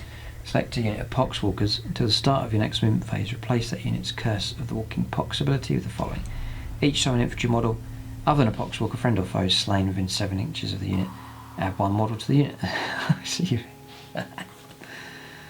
Oh dear. Friend or foe. Wow. Great fun. Poxwalkers are great fun. They're fun. Plague Pact. 1 command. It's cheap. A lot of these are very cheap. 1 command point here. Use a stratagem when a Death Guard character attempts to summon a Nurgle Demons using a unit of Nurgle Demons using a demonic ritual. So you can roll up to 4 dice rather than 3 for the summoning roll, and your character will not suffer any mortal wounds for doubles or triples. Brilliant. Brilliant card. Next one is a Blight Bombardment. You can use a stratagem just before a Death Guard unit shoots or fires Overwatch. When resolving unit shots, every model in the unit that is equipped with a Blight Grenade can throw one, instead of only 1 model in the entire unit. God, that's horrendous. Absolute shower of shots. You know, you got a unit 10 Death Guard, all can throw grenades. Horrid. Brilliant card. Veterans of the Long War. 1 command point. You can use this stratagem when Death Guard infantry unit is selected to attack in a shooting or fight phase. You can add 1 to all wound rolls made for the unit until the end of the phase. Okay, so that's that one. Not bad. Chaos Boon. 1 command point. You can use this stratagem as a command point. You want to build an army up with plenty of command points. You really do. Yep. You can use this stratagem at the end of a fight phase in which one of your Death Guard characters, excluding demon characters, slays an enemy character, vehicle or monster. Roll 2d6 and take a look at the table below. There's always different bonuses just there, so I'm not going to go through all of those. So, you know, I'm getting the impression this is how it's going to be for Harlequins, just a codex I'm looking forward to. You know, it's straightforward, not overwhelming loads of stuff, which is really good. So if your army is led by a Death Guard Warlord, then before the battle you can give one of the following relics. You get 1 for free of charge, and you can purchase more for command points. So are these any good? Plague Bringer. A model with a Plague Knife, Battle Sword or Power Sword only. Plague Bringer replaces the bearer's Plague Knife, Battle Sword or Power Sword with the following profile. So Plague Knife, brilliant. Plague Knife, which does virtually nothing, you then get AP -2 and D3 damage. Each time you roll a wound of a 6+, you get a mortal wound on the opponent as well. So Plague Bringer is great. No problem. So, a Suppurating Plate. The bearer has a save characteristic of 2+. In addition, roll a dice each time this model passes a saving throw in the fight phase. On a 4+, unit inflicted the wound suffers a mortal wound after all of its own attacks have been resolved. Oh dear. Nice. So the suppurating plate is very good indeed. Next is the Pandemic Staff. That one's simply Pandemic Staff is for a Psyker. The bearer of the Pandemic Staff adds 1 to their psychic test when attempting to manifest Smite. So it just makes that go off a lot easier. It's helpful enough. Dolorous Knell, Noxious Blightbringer only, or a d6 each time enemy unit within 7 of the bearer at the start of each morale phase. On a 6, the unit suffers mortal wound. In addition, if an enemy unit makes a morale test whilst within 7 of the bearer, your opponent must roll 2 dice and discard the lowest. Right, not that great, that one there. Fugaris Helm. The wearer increases the range of any aura abilities on its datasheet, such as Nurgle's Gift, Toxin of Misery, and so on by 3 inches. Okay, helpful. Yeah, well, just the Plaguebringer. Suppurating plate seem to be good, those two. The Plague Skull of Glothilla. It is range 7, grenade 1. Abilities, you can only use this weapon once per battle. If it hits, roll on dice for each model in the unit, rerolling any results of 1. That unit suffers a mortal wound and each roll of a 6. It's not bad. Yeah, it's not bad. Okay, so there's some few pretty good ones there. The plate's pretty cool. That's grenade's pretty helpful, and then the Plaguebringer knife's very decent actually. You've just got a standard plague knife, turn into something really good for nothing. So that's that, and you've got Contagion Discipline, right? So psychic powers. Be interesting here. I wondered how you can use these to try and protect your army, to make them even more resilient. That's the kind of thing I'd be looking out for with these. Because you've got Smite, which is quite sort of medium range and aggressive, and sort of damage like a shooting ability. So now we'll see what these do. So remember, you can choose now. You can randomise them. You just choose what powers you want. So there's nice flexibility, nice reliability with these. Because when I was in 7th edition, you took a psychic, you didn't know what power you're going to get, but with this, you got a lot more control. So, Miasma of Pestilence then. It's a warp charge value of 6. That's pretty good to get. If manifested, select a visible friendly Death Guard unit within 18. To the start of your next phase, your opponent must subtract 1 from hit rolls. And that's just shooting and combat, so brilliant. That's the kind of powers you want to protect your force. Gift of Contagion. Gift of Contagion is a warped value of 7. It's about average. If manifested, select a visible unit within 18. If the Psyker roll a d3, consult the table below to discover what characteristic penalty all models in that unit suffer until the start of your next phase. This unit cannot reduce its characteristic to less than 1. Right, so it's an enemy unit. They get -1 attack, which is a fly-blown palsy.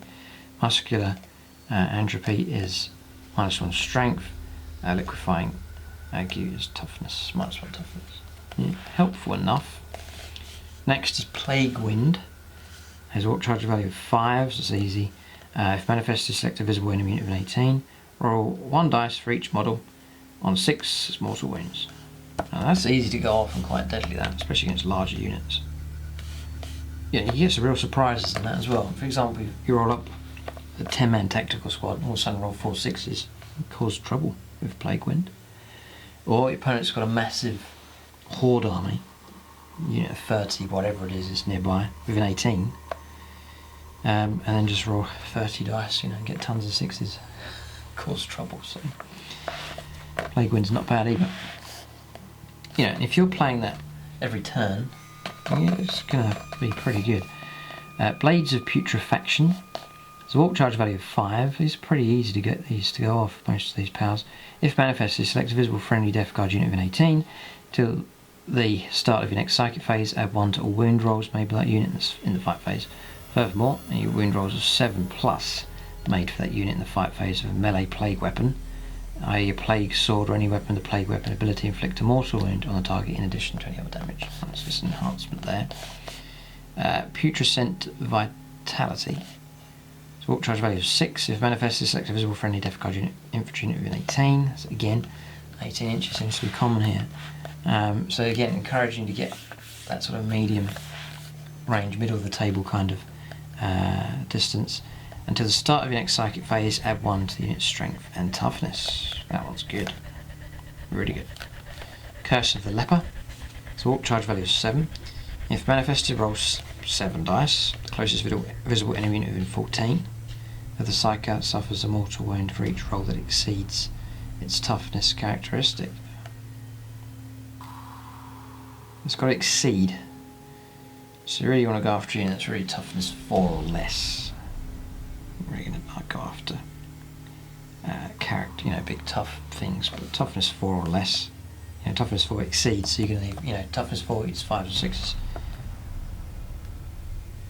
Roll 7 dice. Yeah, Curse of the Leper's not bad.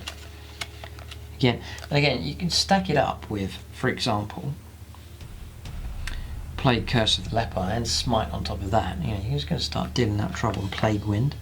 There's for example, unit 10, whatever's that might be, say it's Marines or Terminators, whatever. Play Plague Wind against them, then another Psyker, or the same Psyker, Curse of the Leper, and then Smite, and all of a sudden you're going to be getting a shooting phase free of charge, pretty much. So they're not bad at all. Probably play ones. There's a mixture in there, they're pretty good. I like these two. Plague Wind, Curse of the Leper I'd take. And Miasma and Pestilence, pretty helpful as well. For protecting units as well. Yep. There's some stratagems to help out as well for protecting units also. So the Contagion Discipline's absolutely fine. So then points values here all laid out, and then tactical objectives. I won't cover those, but just a diversity of them for games that use tactical objectives. So that's the review then for the Death Guard Codex. Got mine from gamingfigures.com, so you can check them out for discounted 40k. You can get this Codex and loads of other Games Workshop stuff and things from other gaming systems as well. So Death Guard seem like one of those armies like Necrons in a way, one of those armies that fights in the middle of the table, happy to advance. They can stand up for themselves, not going to wimp out of a fight, but not an army you're just going to hurtle towards the opponent uncontrollably like orcs or Tyranids. You just hurl them in. These it's more of an advance, and the rules sort of encourage you to do that. So you're looking for sort of durability, so they can make that advance and absorb damage, and then some melee capability for sure, and then some shooting ability, especially at medium kind of range. That's the kind of theme I'd go for with those. And we've sort of seen units that I reckon are pretty good, have a nice spread. And again, I reckon you could do new sculpts and new models, pretty much themed army, have Mortarion there, some Terminators and so on. You'd do pretty good. You would do pretty good. So I can't see any fault with these, but if you've had battlefield experience, perhaps you've come up against Death Guard, then leave your experience there in the comment section. Or maybe you're collecting them and using them and you've had success or not, then leave that in the comment section as well. And then those that are watching and want more information, they can read those comments for themselves as well. But that's the review and Tactica here for Death Guard in this Codex review. Thanks for watching, and tune in next time.